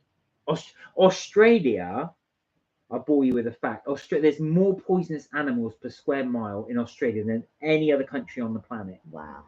It's full of them. Because again, with this Australian thing, so they have what they call a brown snake. And the brown snake, I've told you this story before, but I'll tell it again. They always say that because a friend of mine who's Irish, he went to live in Australia for a year after he finished university, like a backpacking tour. And when he rented out a house with two British friends. And the guy said, "Look, we know you Brits tend to clutter at home, but you can't do that here in Australia. You mustn't clutter your garage because you'll encourage snakes and spiders. So don't clutter." Anyway, he cluttered as he always does, chucks loads of stuff. Anyway, it came to the summer and they were going to do a barbecue. So he went into this cluttered garage and he picked up a barbecue. And he said, "I picked it up and I put it down to take it out. And I looked up to get the grill." And he said, "There was a spider." He said, "I kid you not, Mark." He said, "The size of my hand standing on the wall like that." He said, "All I did was I picked the barbecue and put it back so nothing." That's the sort of thing that would make you want to burn the garage down. Yeah, You know what I mean? He said, "Oh my God, this thing was huge." He said it was like that. The legs alone were like that. All 8 legs were like that. Really, it was just ginormous, just stuck on the wall. No. Oh my God. So Richard said, "They sprayed my wife's cousin. We made him sleep outside the camper for the night." Kelly is right. Tomatoes take the sting of the smell. Oh my. I can imagine. Is it really, really smelly though? Oh my Lord. I can imagine that being a really. Oh my Lord. Can you imagine that being coated in that? Oh yeah. I mean, it's just crazy. Nasty. Oh. I'm thinking your poor wife's cousin. I'm like, oh my God, imagine being sprayed. Oh no, that'd be your worst. And especially imagine if she was coming over because you guys were going to attend an event like a wedding or something like that. She gets sprayed and then you have to go to the wedding like that, smelling of I don't know what. How long does it take for the smell to go away? I suppose is the other question. Is it like after you bathe in the tomatoes? Is it like does it go sort of like the next day, or does it take a few days? Imagine. What are we laughing at? No, I just laugh. I just think of this poor skunk. Because the thing is, well, obviously that's the skunk's defense mechanism. We wouldn't let him eat with us for 2 days. Oh God. 2 days? He must have really stunk. Oh wow. I have heard that though. The actual spray itself is it stinks and it's really difficult to get out. that smell. But you think that's a skunk's defense mechanism? You'd have to burn your clothes. Yeah. If you think of this poor skunk, is just thinking it's being threatened, so it sprays you to get you to move along. He was probably just lying there, No, asleep, no, not no, bothering no, no. anyone. Skunk comes out and look. Yeah. There you go. Yeah. How does it go? Oh, that's so unlucky. Oh, I'll go there for a few days. What's the worst that could happen? He startled it. Yeah, I was going to say. This poor skunk went, I'll show you. How does it go? Oh, dear. Imagine. Oh, dear. That is unlucky. That is crazy. That is just like, what? Oh, dear. But it just goes to show, though, like you said, we started. I was going to say, do you... So I'm taking it with the snake thing. You don't have any poisonous snakes in Chicago. I just wondered. I've just out of interest. They spray first, ask questions later. Yeah. Yeah, that I can imagine as well. Quick off the holster with that one. Yeah. But yeah, again, no skunks. I've never seen a skunk. I've never ever seen a skunk. I'm just trying to think. Have I ever seen a skunk? I've never seen a raccoon either. We don't see much wildlife when we go because we ended up doing city breaks. That's why. Yeah, but I'm thinking prior to that, because obviously I've been to SeaWorld and a couple of other parks. Where did I go to when I was in Mauritius? We went to Alligator Park. It was really annoying. Oh, sorry. Richard said I had to remove a 4-foot snake. That's big. That is big. 4 foot. It's almost as tall as me. Well, I'm taking it's non-poisonous, but you have to move it out. Wow. Again, it's something in the UK you don't really get. So the only poisonous animal in the UK is the adder. So the adder's a snake, but again, it's quite a mild poison. It's not very, and adders are very difficult to find. I've never seen one in the 40+ years. I won't reveal my age, but the 40+ years I've never ever seen one. I've seen grass snakes. I've seen grass snakes, yeah. But again, grass snakes are non-toxic. Yeah. I've seen grass snakes and like little frogs and things like that. But yeah, in my mum's garden once, and there's no pond there or anything. There were like these baby frogs. It was so weird. There might have been a little, I don't know. Even if you have like a plant pot that fills with water, that will do. No, my mum's garden before only had grass. Not grass. It was all patioed. So, and not even proper patioed. It was just slabs. And a little bit of grass, and that was it. Okay. Yeah, so there was no pond or anything or any type of water, or we never had plants. It's only now she's done the garden. Oh, okay. But prior to that, no. No, so we had frogs when we had a pond, but when the pond went, we didn't have frogs. There was a frog in there. Well, I never saw that. No, I told you there was a frog. No, there was dead squirrel. Oh yeah, that was drowned in the pond. So I got rid of it in the end. I thought this is just a. There was dead squirrel in the pond. I just have to I've got to deal with all these dead animals that fall in this pond. So I've got to get rid of this pond. But I've never seen a frog. And I remember my friend saying, "Oh, because we said, oh, we're going to get rid of the pond," and she goes, "Where are all the froggies going to go?" I said, "We don't have any frogs." But the only thing that I do remember, because it was a koi pond, wasn't it? Yeah. And so the previous, I say wasn't it because it was quite a big pond, because we've never had fish. But the previous owner had koi, and the cats, she had 4 cats and a koi pond. And when we moved in, the pond took up so much room, because we've got an all right sized garden, to be quite honest. And that pond took up so much space. Now, I wouldn't have minded it if it was at the back of the garden in the corner or something, but it was right bang smack in the middle. It was so close to the doors and all of this. And I thought, no. So about a year or 2 after we moved in, got rid of it. We managed to get rid of the pond. So then that was gone. But before we got rid of the pond, I used to work out in the garden, and I used to get up like really early, sort of like 5:30. I had a trainer that would come round, and I thought, oh, there's something in the pond, and we both looked in. Oh, it was dead squirrel. And what must have happened? The squirrel must have fallen in, because it would have gone around. It would have gone around the rim, because you could actually sit down around the rim of the pond, because the lip was quite wide. So sometimes when we'd have barbecues, people would sit. That you'd have extra seating to be able to sit around the pond and have food and stuff. And what must have happened, must have been sort of like roaming around the rim, and fell in.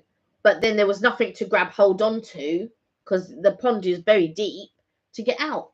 Poor squirrel. So died. of course I've got to deal with this thing floating like this in the pond, so I had to go and get rid of this thing. Richard said the largest Illinois snake is the gopher snake.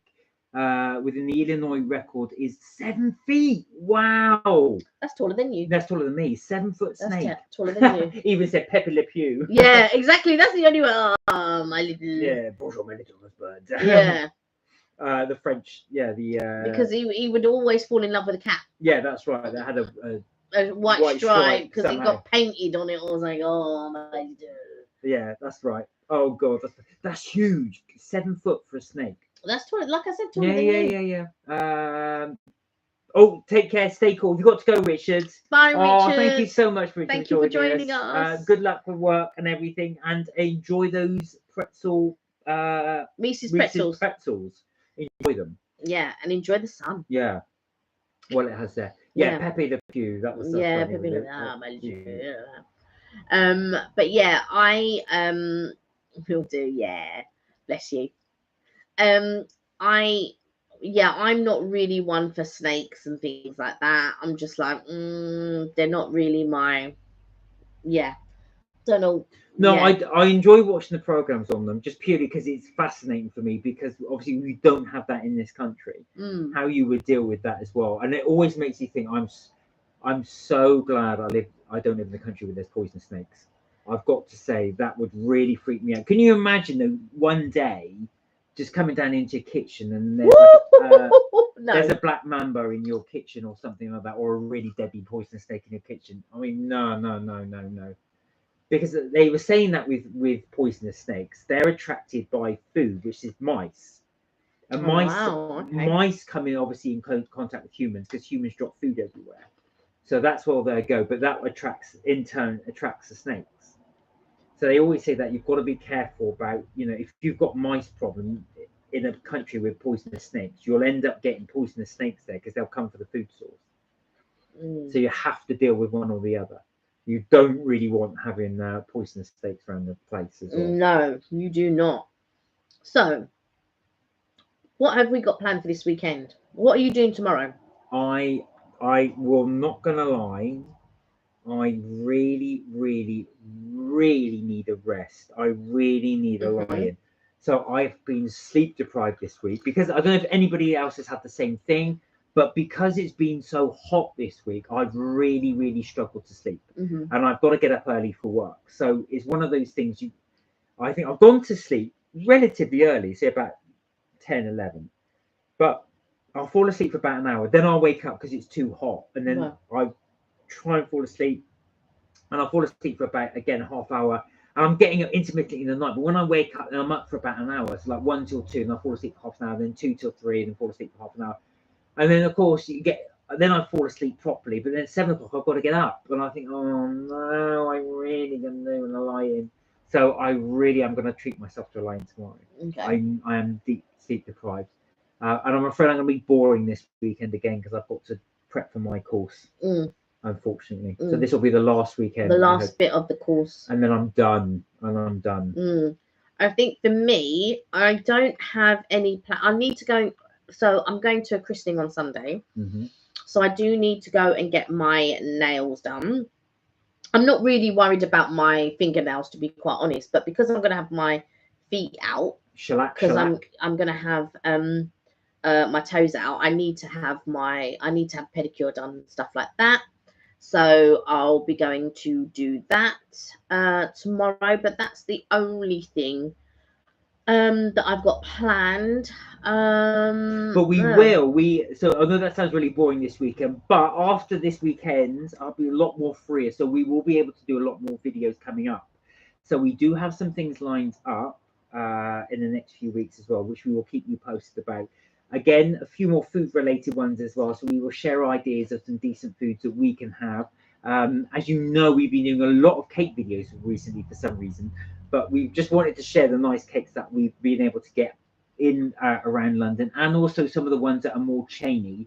So hopefully those of you guys that aren't in London, in the UK, can get to see what these ones are like. But if any of you are in Brighton or can get down to Brighton, Julian Plumar, I cannot recommend. Which we keep recommending, but the cakes are expensive. Yes, they are. They're like about £5, £5.50.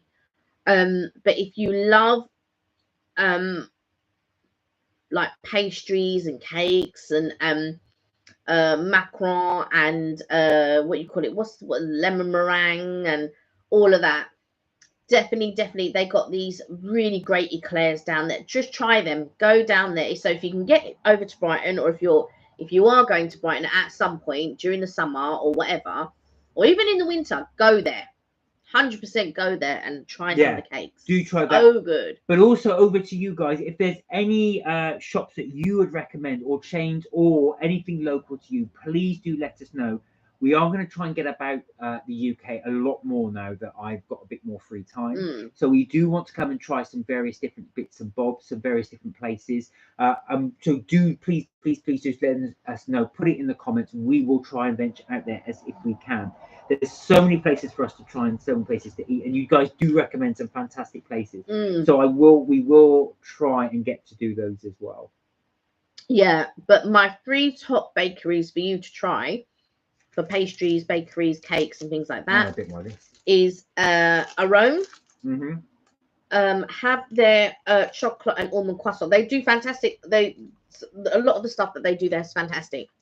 But the one that I highly recommend, and it's the best almond croissant I think I've ever tasted, is the chocolate and almond croissant. Chestnut Bakery, do try the strawberry and elderflower pastry. That's really good. The orange ricotta croissant was really good. But also what was good, the aubergine parmigiana croissant. Oh, yeah. That was really good as well. And where was the Japanese bakery we went to? Where we had the so it was it may have been Korean actually. It was the lemon meringue pie thing, which was really nice. I think it was a lime meringue pie. And you had that big square cake, the honey type cake. Come on, you remember? I'm just trying to think. It wasn't the golden. Where did we get it? I mean, whereabouts in London did we get it? I don't remember. I think it was near Seven Dials, you know, that nice garden place. It'll come to me. I'll have to have a little think. Right, I have these. Because the only the only Chinese bakery that I can think of. I thought it was Japanese or Korean, but I may be wrong. Okay. It was a place we had that woman was in front of us. It's taken forever to do all her order. That was Arome. That is Arome. Yeah. Oh, okay. I didn't know it was called Arome. That's Arome. That's in Covent Garden. Right. Okay. So that's the one that I said is the almond and chocolate croissant. Oh, there you are. See, so best I've ever tasted. And that was where they did the honey toast. Oh yeah, that's so nice. Right. That honey toast is amazing. Now, one of the other places we did try was we kept calling. Now, in our video, we keep calling it L&N. Elan, I think it's pronounced Elan. I think, I'm not sure. Now, we were a bit mixed on Elan. Yeah. It's more the place you go to Instagram if you are into that type of thing. It's just more Instagrammable rather than the food. But I would recommend their honey cake if you do go there to Elan. There isn't a cake there that I would recommend. Really? Yeah. No, I would. For me, the honey cake. If you're going to get something, the honey cake. But the cakes weren't as impressive as the other places, I would say. I'm talking about top tier. Yeah, which is not that mediocre. The top tier ones that I would recommend, Chestnut Bakery. And the good thing about Chestnut Bakery is there's several pastries there. Yeah. That you can get, and you will not be disappointed. Arome, again, several pastries there that you can try. You will not be disappointed. And Julian Plumar, several cakes there. You will not be disappointed. But where else did you go and brought it back and we raved about them? Go on. The 4 donuts. Oh, Bread Ahead. Bread Ahead is good, but but we gave them all 7 and 8. No, and we did. 9s. Well, let me finish my sentence then, won't you? 7, 8s, and 9s. And 9s. The thing about Bread Ahead, the actual donut is the best donut I've ever tasted. That's the bread she means. Yeah, the actual donut. Hence bread. The filling inside, I've yet to try a really one that I like. All my life, I would give this a 9. That I did. It's hard. I don't think I've ever given something a 10 yet, because I don't think it's. I'm afraid I did give one a 9, and that was the lemon curd one. That one, if you like lemon curd, that was amazing. That was delicious. I would definitely give the lemon curd bread ahead donut a 9 out of 10, which I did. I know it's not your thing because you don't like lemon curd, but I do like lemon curd. But that was amazing. I do like lemon curd, but something has to be. For me to give something a 9, and don't get me wrong, I have given things a 9 before. I would give that chocolate and almond croissant a 9, by the way, from Arome. For me to give something a 9, it has to be like, for me to give I can't even think of giving something a 10. Well, it would have to blow me out of the water. I don't think we've ever given a cake a 10. No.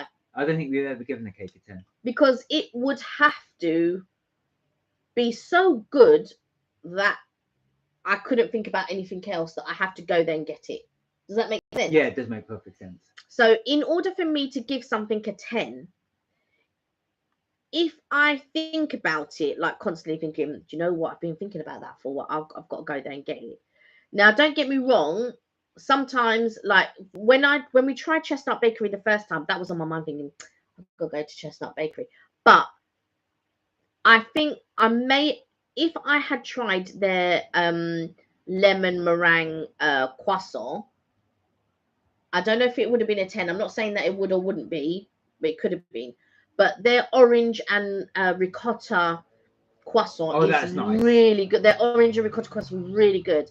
Their strawberry and elderflower pastry is really good. The apple crumble pastry, again, is really good.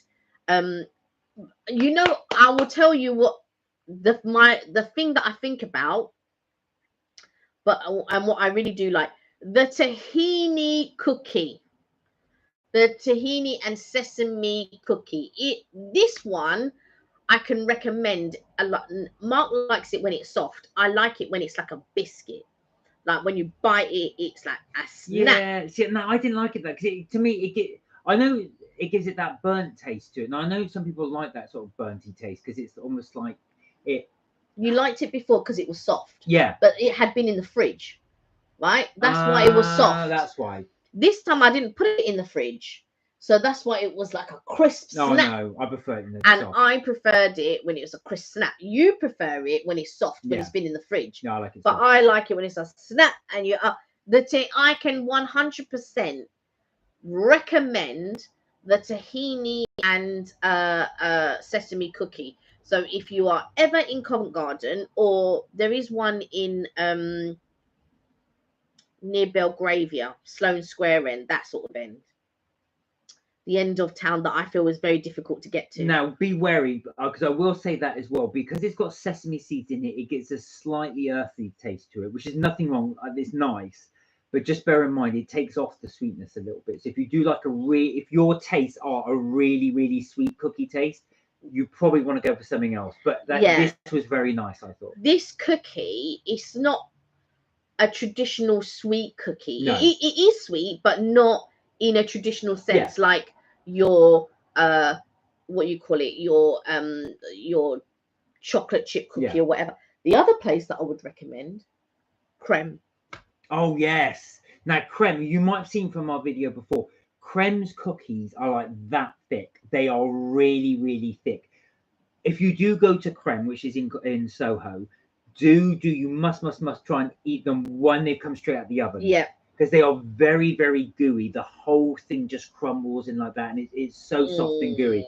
I think that is the best time to eat them. Don't wait till you get home. Don't wait to share them with somebody else. Just eat them as soon as you come out, because they are really, really good. Now, from memory, I think they've got 4 different flavors. So they've got 4 different flavors. Double chocolate chip as well, white chocolate chip, something in miso. Milk chocolate. The white, it's white chocolate chip and miso. White chocolate chip and miso. The milk chocolate chip. And then there's a banana There's one. a banana. I thought there was banana. Yeah, there's banana. We haven't done the banana because you're not a big banana fan. And I just thought to myself, I don't know. we'll go for the others. Yeah. But I did like the miso. The miso's got quite an earthy taste to it, but it does go well with the It does go well. It's salty. Yeah. It goes well with the cookie. If you do and you can't eat them, when you get home, put them in the oven. Excuse me. They must be eaten warm, by the way. Yeah, do try them warm. I mean, Put them in the oven. they are nice, cooler, but nothing like when you have them warm. Yeah. There's something there as well, because that chocolate inside will melt. So yeah, so these are the ones that I would highly recommend: Creme, Arome, Chestnut Bakery, and Julian Plumar. Yeah. So those are because these are pastry places where you can try several cakes and enjoy several cakes. Don't get me wrong, there are other places where you can go, but normally it's only 1 or 2 items that you would that they specialize in, that they do really well, and you can eat them there. But the places that I'm telling you about, there's several cakes that you can try, and they will be good. You one surprise after another. But if you go to other places, it's like nah. Yeah, there isn't. I mean, I liked Maître Choux. I thought that was Maître Choux was really good until I tried Julian Plumar, and then Julian Plumar was really good. So let's talk about savoury, because I know we've gone to these cake shops and we all talk about it the same, because they do nice savoury things. Yeah. So what was the savoury ones that we had? I've forgotten them. Did we get them from Chestnut? Because the pizzas from Chestnut were really nice. Yeah, they were really good. And the ones that we got from it was a focaccia. So I'm going to let Kelly do this section, because you had all the meat ones, which I didn't try. No, because when I brought home, I only brought home 2, other than the last time when I brought home the pizza. I'm talking about the last time when you brought home the pizza. Yeah, so I brought the meat one and you had the vegetable one. No, you had loads of other meat products you tried. No, that was from other restaurants. Oh, okay. Not from Chestnut. Okay. Well, not just from Chestnut. I'm talking about meat snacks in general. Yeah, but I wouldn't recommend. I'm talking about ones that I would recommend highly. Oh, okay. So the ones I would recommend highly are there was a sausage croissant from Arome, which was really good, and then the 2 savouries from other than the pizza, because the pizza is good. So if you're going to sit down and have a meal, yes. The other 2 savoury items are from Chestnut, and the savoury items are the aubergine croissant parmigiana, which was really good, and the I don't know what it was called. It was some type of focaccia, and she said the name, but I didn't quite grasp what she was saying. Hi, Richard. Hey, Richard. Richard, hi. Catch up a bit later. Watching the last episode on Netflix of Resident Evil. Really good. Enjoy. We'll catch up with you later. But yeah, that was the other one, but I can't remember what it was. You had half and I had half. What was in it again? It was like a focaccia, like a sweet savoury focaccia. It looked like it had currants in it, but there wasn't currants. And I can't remember what it was called. I did video it, so I will take another look. We'll take a look at that one. I can't remember that at all. Yeah, no, I can't remember. I've got to say, because some of the name of it. Yeah, the pizza was really nice though. But again, if you do have a Chestnut's pizza, do have to have it there. Now, when we brought it back home, it was really heavily condensated and quite soft. So do have it there and then if you can. Really, I've got to say that with a lot of these cakes, I really recommend having them there and then. It's amazing how even after a few hours, their taste doesn't depreciate, but I've got to say they taste so much nicer if you have them fresh. Definitely. Especially the hot things as well, because because you brought me back stuff from different places, and of course once it condensates in that bag or that box, it really does make the pizza as well soft. Because I went out on Monday, and that's when I got all the pastries and stuff on Monday. Oh, it's Tanika. Hello. Hey, how are you? Tanika Tan, how are you doing? She goes, hi guys, hope you're well. I tried the ivy at your recommendation from a few lives ago, and it was amazing. So thank you. Have you ever tried the duck and waffle? Yes, and I. And thank you for joining us, though. By the way, thank you. And Charlie, hello. How are you? Hey, Charlie. I actually did a duck and waffle video, so it is in there somewhere. If you want to go back, It's quite a few videos ago. I went. It was last year. Yes, I went to Duck and Waffle last year. Now, Duck and Waffle is great. Views are excellent. My only stipulation at the time was that their egg station wasn't working, and they couldn't do duck confit, which is what I wanted. I wanted confit duck. So they were only doing their traditional duck and waffle with an egg. And it was really good. It was very, very nice, I have to say. And I also had their dessert, and their dessert was really nice as well. But I don't like bananas, and I think they had something that was with bananas, but I said, oh, can you swap it out for the apple instead, which they did, and it was beautiful. I couldn't finish it, but it was really good. I also had a strawberry daiquiri, but it was a bit too strong for me. So if you like strong drinks, definitely try their drinks there. King Europe, hello. He says, Hey, hello, King Mark and Kelly. Europe. Long time no chat. I know, it's been a while. Really good to see you back on. How have you been? Yeah, how you been? I hope things are well. I hope you're good. And Charlie, well done. 452 followers. That's really good. Wow. But yes, definitely go to the Duck and Waffle. Highly recommend it. But if you want me to recommend something above the Duck and Waffle, go to Hutong at the Shard.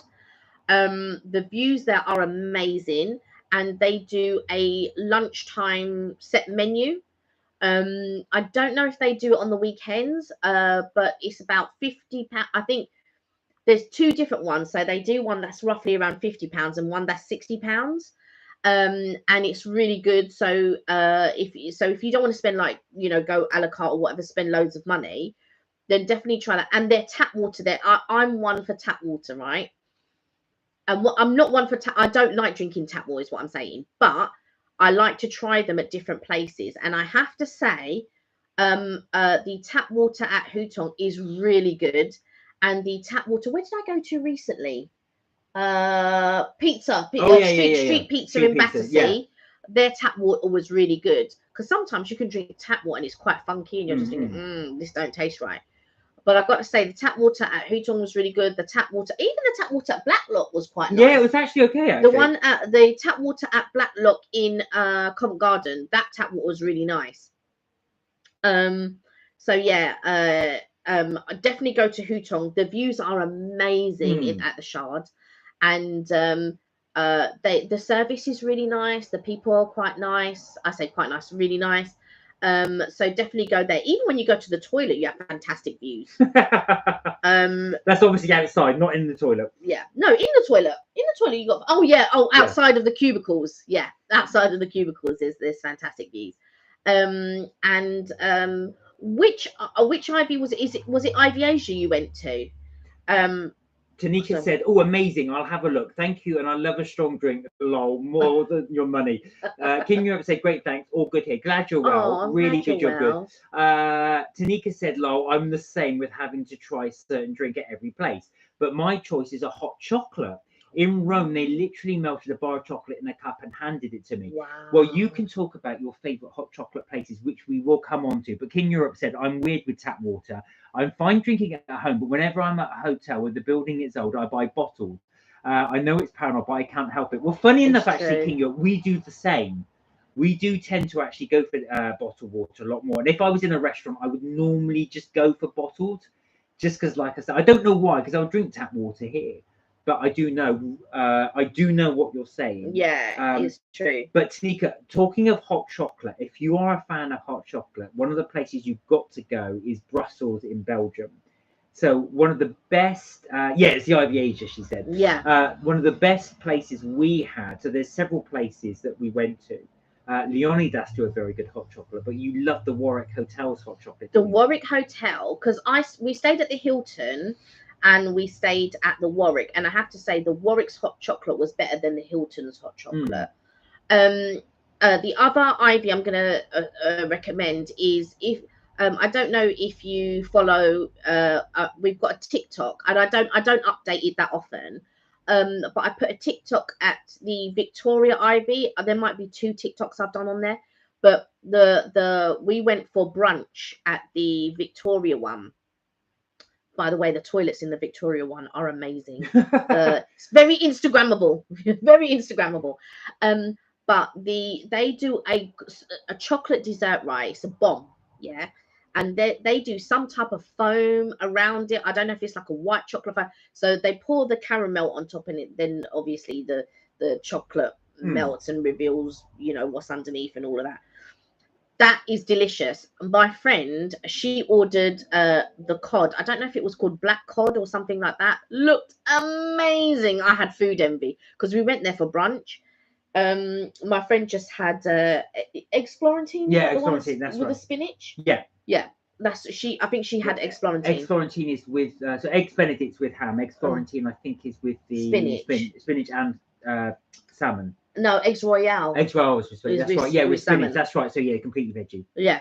So eggs Florentine is with the spinach. Eggs Royale is with the salmon, and then eggs Benedict is with the ham. But I'm sure she went.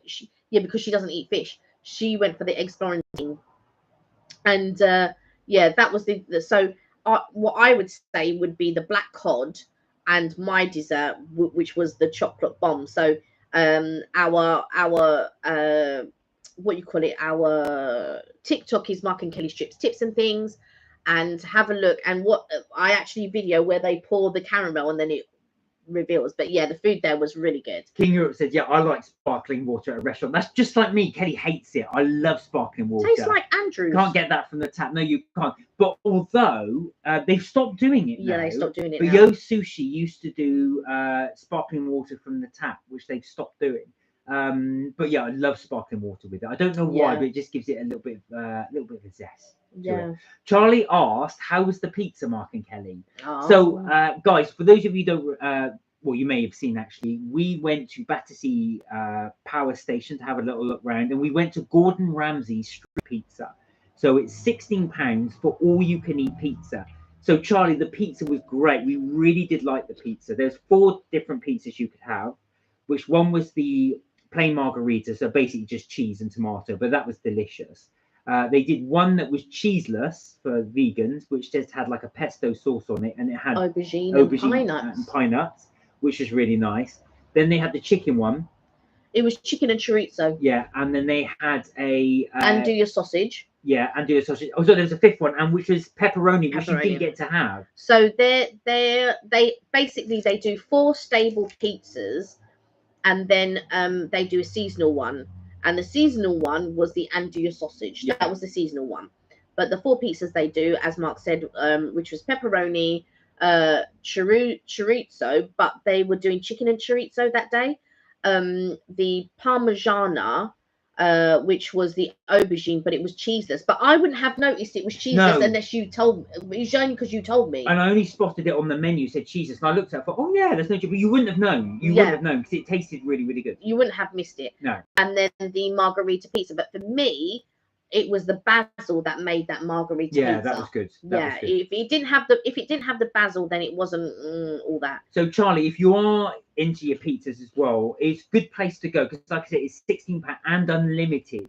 So what they do is they come round with big boards with the pizza on, and they don't give you a whole pizza. They just give you slices. They'll go, do you want some of this? Yep. You just keep saying yes. So you just got to sit there as long as you want until you get your pizza. We did do some sides, so we did mac and cheese, and we did your cheese fries. Truffle fries, yeah. Yeah, Kelly didn't like the fries so much because the cheese is quite strong on them, so just beware of that. But I did like it. It's got a nice hit.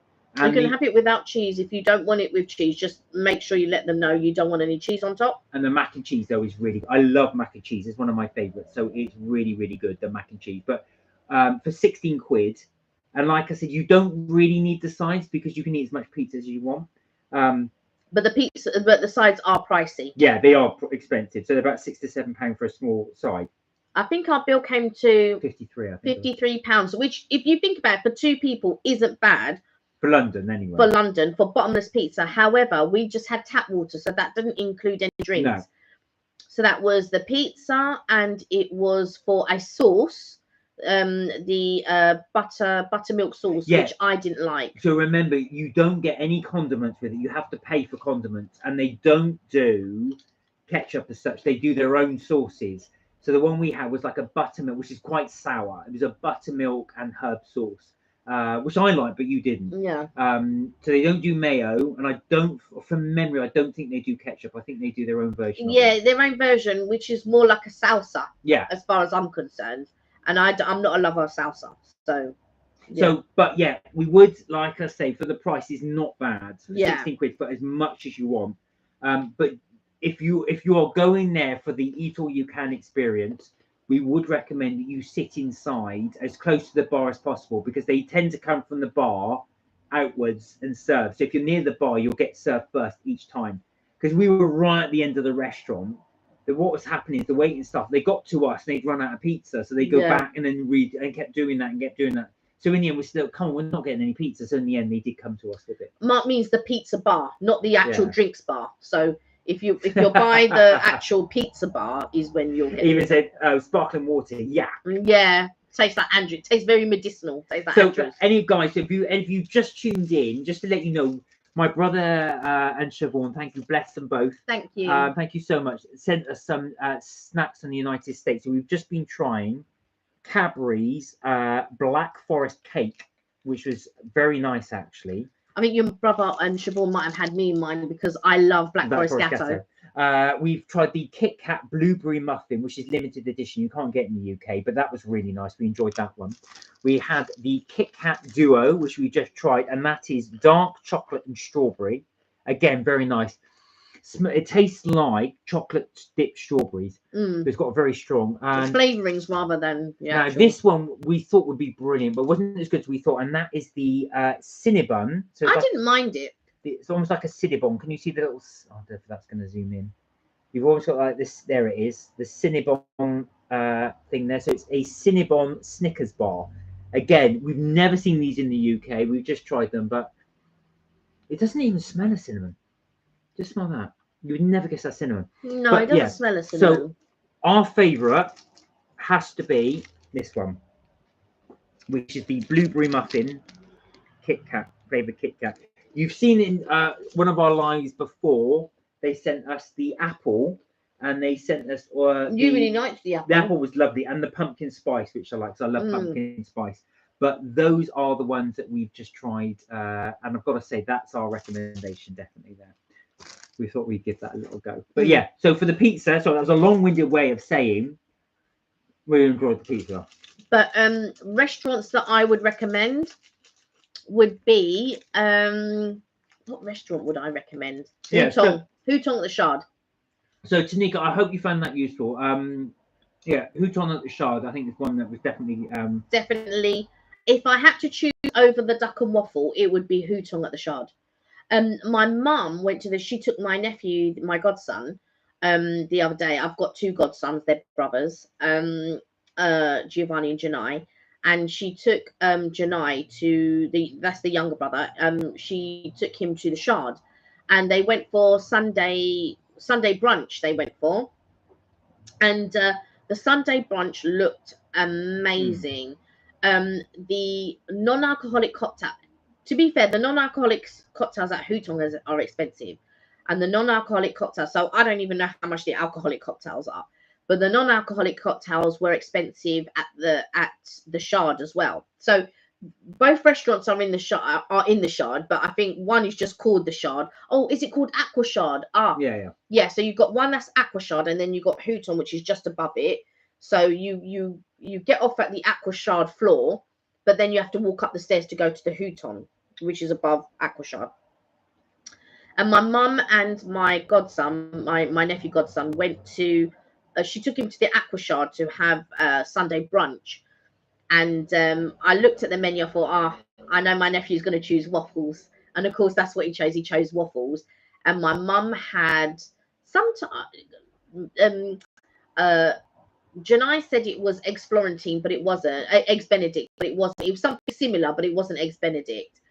And my mum said she really enjoyed that. And then they both had the Sunday dinner. So it was like a sirloin beef with the trimmings of the roast potatoes and the Yorkshire pudding, some vegetables. But my mum said they didn't serve mash, and she really wanted mash. She goes, they didn't serve mash. But they both really enjoyed it. And then they had dessert after, and they served brownie, but my nephew found it a little bit disappointing because he doesn't like dark chocolate, and of course when you make brownies, the normal is you make it with dark chocolate. But when I make chocolate cupcakes or chocolate cake or whatever, while I do use dark chocolate, I use a milk chocolate frosting. So it takes away that bitter taste a little bit. But for him, it didn't. But then they bought, because it was both their birthdays, I had put on the booking, oh, it's their birthdays. They brought out these little chocolate cups. They were like pastries filled with chocolate torte inside with a happy birthday sign. So I think they were very chocolated out by that point. And so, yeah, but it was quite expensive, the bill, because I think there's a supplement when you have the sirloin, that when you have the beef, Right, of course. I think there might be a £4 or £6 supplement, I think. But the bill was like, for the two of them, because they had 2 drinks each, and the drinks were £12.50, non-alcoholic. Wow. £12.50. So be mindful. Yeah, it is expensive. Just to be aware. Tanika, you're welcome. She said, "Yeah, I did breakfast." Yeah. Well, I'm glad you found that helpful. Doesn't the Houton do breakfast? There is a place in the Shard that does breakfast, and they said you can actually have breakfast. I forget where it is. I think it's Aquashard. It might be Aquashard. I think it's Aquashard that does the breakfast. So her bill came to almost, it was about 180 something pounds for 2 people. For 2 people. So be mindful. Obviously, that's the cost you're looking at. But at Houton, with the set lunch menu, it's about, depending on if you have the duck or not or whatever, because there's a premium menu, but the most is about £60 per person, or there is a £50 one per person, something like that. And so with the £60 per person for the set lunch meal, you get like you get like 4 or 5 courses, I think it is. Tanika's just asked, actually, she said, can I ask, with the Houton lunch experience, so you get 2 of the dishes, so 1 each, of what's on the menu, or was it each dish listed to share? So basically they'll bring a plate with your dumplings, so they bring out the dumplings, so you get 3 and the other person gets 3 dumplings. And then when they bring out the rice and the beef and the prawns and all that is to share. So they'll bring out the plates and you help, and you sort of like do it yourself kind of thing. And when they bring the duck, again, they bring the duck, it's all sliced. And again, you help yourself, but it's normally like a quarter duck. And then you wrap it and you so would you shred it yourself, or they shredded it for no you? It's in slices, not even in shreds. Right, okay. Yeah, so it's not shredded like your normal crispy aromatic duck. It's not that.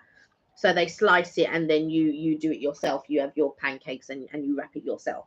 So when it's the individual things like the dumplings and things like that, you get a plate and your partner gets a plate, whoever you're going with. And then with the duck, they bring the duck out as a separate thing, and then you do your own pancakes. I think there's about 6 pancakes, so it's probably about 3 each. And then after that, you get they normally bring out the prawn dish by itself, but they might say to you, do you want to have the prawn dish with the sirloin beef tips and the rice and all that? And so yeah, just say, oh yeah, you'll have it all together, and then you can enjoy that all together. But the 2 of you will help yourself. So it's not like a plate each. They just pop it down and then you have it yourself. And then when they bring the desserts, it's a dessert each. And that's how it works. And what kind of desserts could you expect? So, I think there might only be a choice of 1 or 2 desserts anyway, because it's a set menu. Yeah, I see. So it's not like an a la carte menu that you can choose loads of things. The set menu is the set menu, so you get whatever is on the set menu. But I think the one is more expensive because you can have it with duck, and then the other one you can have it without duck, which will make it a little bit less expensive. Be mindful of the drinks, because that's what bumps up your bill really. Well, I was going to say £12.50 for a non-alcoholic drink. That's at Aquashard. I think I want to say it's £9 or £9.50 at Houton, I think. Right. It might be £12.50, but when I went with my mum, I only had one. Because I just thought I didn't want to bump up the bill anymore, because of course you got to add the service charge on top of that. Exactly. So of course, I mean, if you're looking around about a tenner a drink, then you can see that can add prices up. Yeah. But like I said, the tap water is nice. So if you just want to have tap water, by all means, just have the tap water. It's really good. And I don't know about the aquashard, because I think Mum and Janai, they had 2 non-alcoholic cocktails each. So you're already talking what, £50? Yeah. £12.50 each. And then you got 10% on that from the bill. Yeah. Yeah, I think it's 12.5%. No, you're right. Actually, 12.5%. Yeah. So if you think about that, that's already £50 on 4 drinks. Yeah. Right. So that's already bumped up your bill. And then I don't know what else they had. But whatever it was, their meal came to 180 something pounds. Wow. So I don't know what other stuff that they had. But when we went to the Hutong, our bill was probably about 150. Yeah. It was about roughly around 150, and it might have even been the same when we went to Duck and Waffle. And you get more food at Hutong than you do at the Duck and Waffle. So that's a good tip, actually, depending on what you're going for and the experience and everything as well. I mean, the other thing I was going to say is, have you been to Oxo Tower? Yeah, I've been to Oxo Tower. I was going to say, so what would you recommend that for Tanisha as well? No. Tanika, sorry. Oh, you wouldn't? No.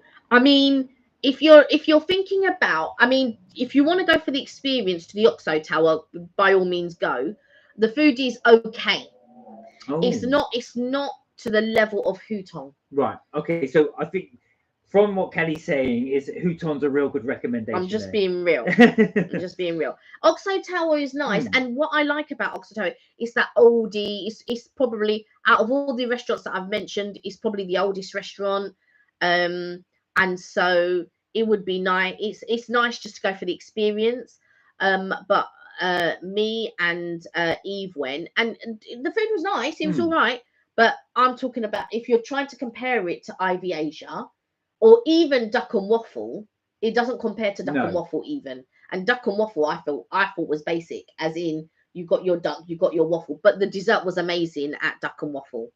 But we just went on a day that certain cookers weren't working, and why they didn't call us to let us know prior to us arriving, because that was annoying that they didn't call us prior to when we arrived. They want you in, because the trouble is, what they're worried about is if you say, "Oh, Ashfaq, leave it," then they lose custom. That's why they didn't tell but somebody else would have booked. Trust me, people are looking for cancellations all the time, and they don't really care. I'm not really sure. I'm going. And so because there's been a few places that I've been to, like there have been other places that I've been to, and they're only okay. So they're not. Hence, I didn't recommend Oxo, but I would recommend Oxo because it's one of those old time sort of, it's been there for a long time, and all of that type of stuff. But my cousin, who's been to Sea Containers, he didn't recommend Sea Containers. No, you were saying, so Sea Containers is very close to the Oxo Tower. So Sea Container overlooks the Thames. It's really close, actually, to the London Eye. I will go there and try it. We'll go and try. We should try it, and we'll do a video and everything. But everybody has a different experience, you see. So we will try the Sea Containers at some point. Like I said, we did want to try Battersea Power Station and see what was around there. Now they completely redeveloped, or still redeveloping the area. Tanika said, "I see. Thank you. I'll let you know once I go. Appreciate the info." Oh, you're very welcome. Oh no, Ashton, absolutely. We like to share as well, so we like to sort of try these things as well, and then obviously let you guys know what we think. And then hopefully that gives you an idea to go. Talking of the Ivy Asia, they've opened up some new ones for those interested in Brighton. So there's a new Ivy Asia opened up in Brighton. Someone was telling me the other day, because somebody was mentioning it on our channel, but also they've opened one up in Marble Arch. Oh, I didn't know that. Mayfair area, that sort of area. So but there is one in Chelsea. But I just feel like Chelsea's just out of the way. Chelsea is difficult to get to. So I feel like places like Belgravia and Chelsea and all of those posh places, because that's what they are, posh places, are just always just I'd rather just go to somewhere like Covent Garden, or do you know what I mean, or Sloane Square. But Sloane Square and Belgravia and all of those areas, they are very nice areas. So definitely go. I remember we were talking about Inamo. So Tanika said, "Oh, I just remembered. I tried Inamo too. Thanks for the video. It was a lovely date night, and the food was good too. I agree. The vegetarian options were the best, especially the cauliflower. Yeah. Oh, I'm so glad you liked it. Do you know what? That's what I mean. Obviously, I didn't eat the meat. Kelly did, but Kelly had both dishes, and she said, didn't you? You were saying that the vegetarian dishes were better than the meat ones. Yeah. And I've got to say, the cauliflower for me was one of the best, if not the best. I liked the aubergine as well. Oh, the aubergine was nice. You really liked the salmon. Yeah, the salmon was delicious. So with the marmalade or whatever it was. That's right. Yeah, because I am pescatarian, so I do eat fish.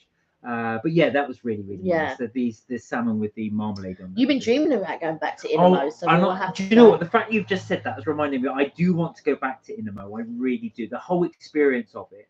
And for anybody that's not been, it's very much an interactive thing. So it's the one restaurant where they've actually got games on the table.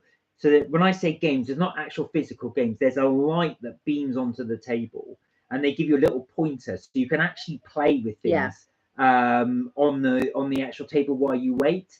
Now, I say that because you're thinking, "Oh, I've got to wait ages." You don't have time to play these games. Yeah. Because the food is like that. It's so fast. So fast. And you're given, and the good thing is with it as well, you're not having to summon the waiter each and every time. So, for example, when we did Gordon Ramsay's street pizza, we are sat there waiting for the waiters to come around with the food.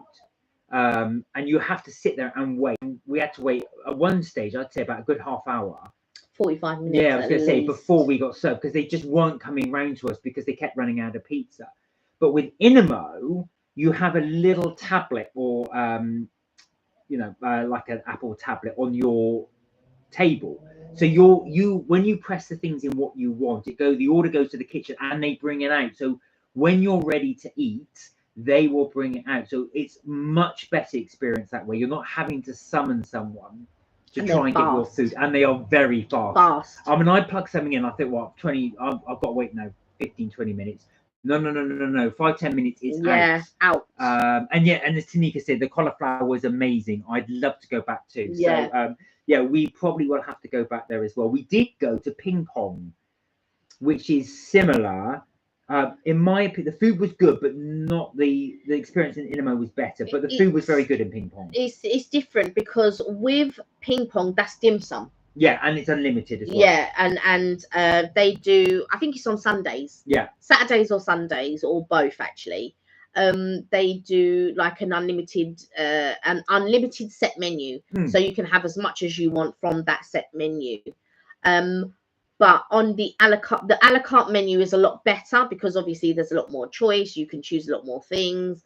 But on the set menu, again, they've got a few things, and it's unlimited. And if you like prosecco, it's unlimited prosecco and unlimited food. So it's a bargain, really.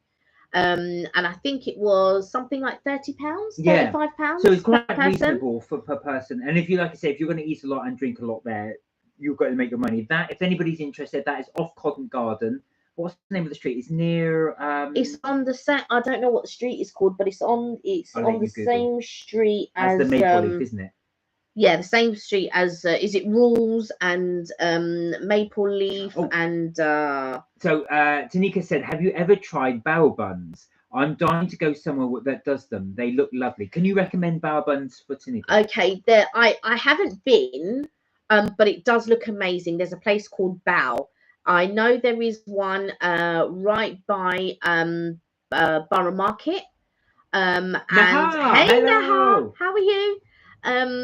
They do one right by Borough Market, and I believe they have one in Soho as well. There's a couple around, and there's a place called Flesh and Buns as well, which is meant to be quite good. Flesh and Buns, bao buns, and we went to a place. It was called Buns and Buns. That's right in the centre. But to be fair, there are other better places to go than Buns and Buns. The food there was nice, but it was so expensive for what we had. But the food there was nice, so I can recommend it because the food there is good, but it's really expensive for what you get. So I wouldn't recommend it on price wise, or I wouldn't recommend it on value wise. There are other places to go, Flesh and Buns and Bao Buns. Try those places. I haven't tried them yet. I do really want to go. And when I do go, so because it's not a case of if, it's when I go, I will definitely do a video on that. Because their buns look amazing, absolutely amazing. But I've seen a few YouTubers go, and they've really raved about it. So there was a point. At one point, Flesh and Buns were doing unlimited, like bottomless buns, so you could just pay a set price and have all you can eat. But I've not found it for a little while, so I don't think they're doing it anymore. But that would have been really good if they were still doing that. I would have gone there by now if they were still doing the unlimited buns. I would have been there. Tanika said, Fresh and Buns. Place called, I'm sure it's just called Bao, which is just by Borough Market. That's the one that I've seen, but there are others around. It might be part of Flesh and Buns. Bao might just be part of Flesh and Buns. I'm not sure. But I'm just trying to think of other really good restaurants that we've been to. But the ones that I can highly recommend is Hutong, because the food there is good. And Ivy Asia, which of course you know. You've already been, and I definitely want to go to Ivy Asia again. And I recommend the Ivy it's just called the Ivy though, in Victoria. Like I said, the toilet is very Instagrammable. If you ever go, it's like a boudoir. It's lovely. But the food there is good. I had the duck salad. It was really crispy and crunchy and fresh. But a friend of mine, and I had a little bit of food envy, she ordered, I can't remember if it was called black cod or blackened cod, or it was just cod. But when it came, I just thought, I wish I'd gotten that. And it was on my mind to get it, but I didn't get it. But the dessert was amazing with the bomb and the milk. Oh, it was so good. But when I went with my mum, they weren't doing that dessert. They weren't doing the sort of bomb dessert. They did something else. We got different desserts. They weren't doing that bomb one at the time. Well, somebody's flying out to Fuerteventura tomorrow. Nice. I'm well jealous. I just saw Naha's comment. So you looking forward to it? A little rest R&R for a week off. Now you're I bet she is officially off on your holes. I was going to say we should do another video actually for Bao Buns actually, because we haven't done one like that. I'm just thinking we should actually do that. So that would be quite good for us to do a video on that. And I think, like I said, we will try and get that, because we've done recently, I don't know why, but the last couple of weeks, we've been doing so many cake videos. So we're going to loads of places in central London to try all these different cakes, so we can sort of do the videos for you guys so you can see. But we have got some more cake ones coming up, which we shot a while ago, which Kelly's just editing at the moment. So we will try and get them uploaded as soon as we can. So all the cake shops that we've been talking about recently, you can then actually see the cakes, what they actually look like, and hopefully that will tempt you to go and have some of the try cakes. Yeah, well. whenever you're in London, even if you're going to one of these sort of like, Hutong is a little bit out of the way because it's at London Bridge, but if you're going to somewhere like Inamo, or because there's an Inamo in Covent Garden, so once you've been to Inamo, try the milk train. Can't recommend that highly enough. A lot of people don't really rave about soft serve ice cream, but if you get the right soft serve ice cream, it's gorgeous. You'll see that one of we've done the milk train several times in our videos. It's in our sweet treat videos, but also as well we did one for my birthday as well. Check that out as well. When we went there, just be wary. If you go on a weekend, it will be rammed. There'll be queues down the street. That's how popular it is. You get a cup of ice cream and they have candy floss on the outside of it, but there's all different types. Do have a look at it as well. I've never tried ice cream with candy floss before, but it is delicious. It is well really, really good. Also, if you're making a booking to go for brunch or whatever. My tip is this: try to go for the earliest slot. Yes, I Right? agree. The reason why you would go for the earliest slot is because later on it gets busy Yeah. and things like that. So, and you're getting the food when it's fresh. Yeah. Right. But not only that, sometimes when you get there early, especially if there's not loads of bookings, sometimes you get to stay there a bit longer than what they're saying. So like some places might do, like Inamo does 90 minutes. To be fair, Inamo, I don't think you'd get longer than 90 minutes anyway, regardless. But places like Houghton, we stayed there for a bit longer. Places like Fortnum's, we've been able to stay there a bit longer. Yeah. So go to these places and try and get the earliest slot available for that set time, because the earliest that you get, and like you like, sometimes you like to have your breakfast roughly around 11. Yeah. But then we're not getting to the place because the first slot might be 12 or something like that. Yeah. But it is a better experience. That's just me personally. It's a better experience, longevity of time and all of that type of stuff. So I tend to, if we get an early booking, say like a noon or even slightly earlier, I'll skip breakfast. I'll go straight for whatever we're eating as well. But yeah, I do. Funny enough, because Kelly always says to them, let's get the earliest booking for, I want to lie in. But actually, I'm so glad we do that, because I don't know why. I do agree with Kelly. The experience is much better when we've got the earliest booking. I don't know why that's the case. Yeah. But it was one of our recommendations that you do that if you can. Get a nice early booking in if you're going to do lunch or brunch. But I think as well, the servers are a lot more, they're ready for the day. Yeah. Kind of thing. Sometimes as time goes on, depending on what type of customers they get and things like that, especially if you have a customer that might complain a lot and all that, your temper. Now, not me, I can separate a case. If something has upset me of that particular customer, person, whatever, I can separate that. That does not offset me to go to carry that to the next person or the next situation or whatever. I'm very good at separating those things, but a lot of people aren't. No. They haven't, depending on where they are in their career or whatever, they don't understand how to be able to separate something, so you're not carrying it on to the next person, or you're not letting it affect your day. So try and get the earlier slot if you can. People, and for things like massages and all of that, don't go for the first one in the morning. Go for like the second or third sort of appointment, because their hands at the first thing in the morning, they're just getting started. But the second appointment or the third appointment, they've got it. But towards the end of the day, they're sort of like tired, sort of their hands are tired and stuff. Nahar said, I had my first orthodontic appointment today, and they said I was getting my braces on the 6th of August. Wow. Which is exciting, but I also need 2 teeth removed to make room Yeah, for my that's right, yeah. For your teeth. But yeah, that's normal. Yeah. I know it sounds daunting because you're going to have teeth removed, but that's a part I'm not excited for. They'll inject, the only things that isn't nice is that the injections. Yeah. So once they put the injections in, you're not going to feel anything. It's just a tug and a tug. And that's it. But the only thing that I worried about was just the injections. But other than that, it's just, that's it. You won't really feel it. And to be honest with Nahar, it's going to be one of these things that it's going to be for you for later in life.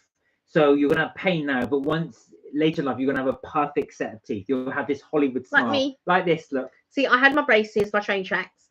And I'm very lucky because I didn't need braces at the bottom, so my teeth are very straight at the bottom. However, when they did, they pulled 4 teeth, 2 teeth from the top and 2 teeth from the bottom. And the only problem is the tooth that they pulled, it never pushed. So basically, when they pushed it, because later on your wisdom teeth come through. But when my wisdom teeth came through at the back here, while it did push this side, it didn't push this side. So it looks like I have a missing tooth here. The space is too small for a tooth, but it does look like I've got a missing tooth here. But everything else, when they pulled it, it pushed everything to the front. The braces brought everything together, and you can see, got straight teeth. Whereas I never had braces, and you can see I don't. So, Yeah. like I said, think of it for the future. You're going to have a lovely Hollywood smile. Yeah. But forget about that now. You're going on holiday. You're going to have 2 weeks in the sun, or is it a week? I think it is. but enjoy. I hope you have a really fantastic time. Just relax, enjoy it, sit on the beach, enjoy the lovely weather for the next week. Is going to be amazing for you, and I hope you have a really good time. It's a 4-hour flight, so you're going to just sit back, watch a movie on your tablet or something, and just enjoy. I'm thinking about bourbons. I know, you've got us thinking about.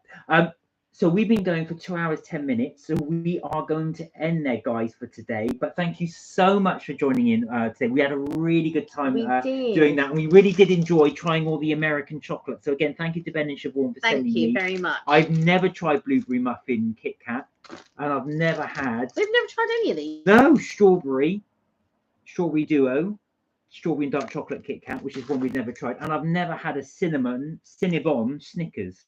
So again, that's a complete unique one that we've tried. And of course, this one as well, the Black Forest cake. So again, that's it for Mark and Kelly's trips, tips and things. But we will be back Tuesday, 6 p.m. UK time as normal for our normal live. Of course, Nahar, I hope you could join us, but of course you'll be abroad, so no worries if you don't. Have a fantastic weekend, guys. Enjoy whatever you're going to do. Any more recommendations, please put them in the comments below, because we always do read your comments and we always answer back to you, or we will be able to have a look at any recommendations that you may put through. And Sunday will be tomorrow's going to be nice, but Sunday is going to be like 30, can get up to 30. So take care, guys. Be safe. Sunblock, shade, hat, whatever it is. Stay hydrated. Yes, there we are. Have a great weekend too, Tanika. Everybody else, enjoy. And remember, you're never too old to have fun. We will see you in the next live, hopefully on Tuesday, 6 o'clock. Bye for now. Bye for now.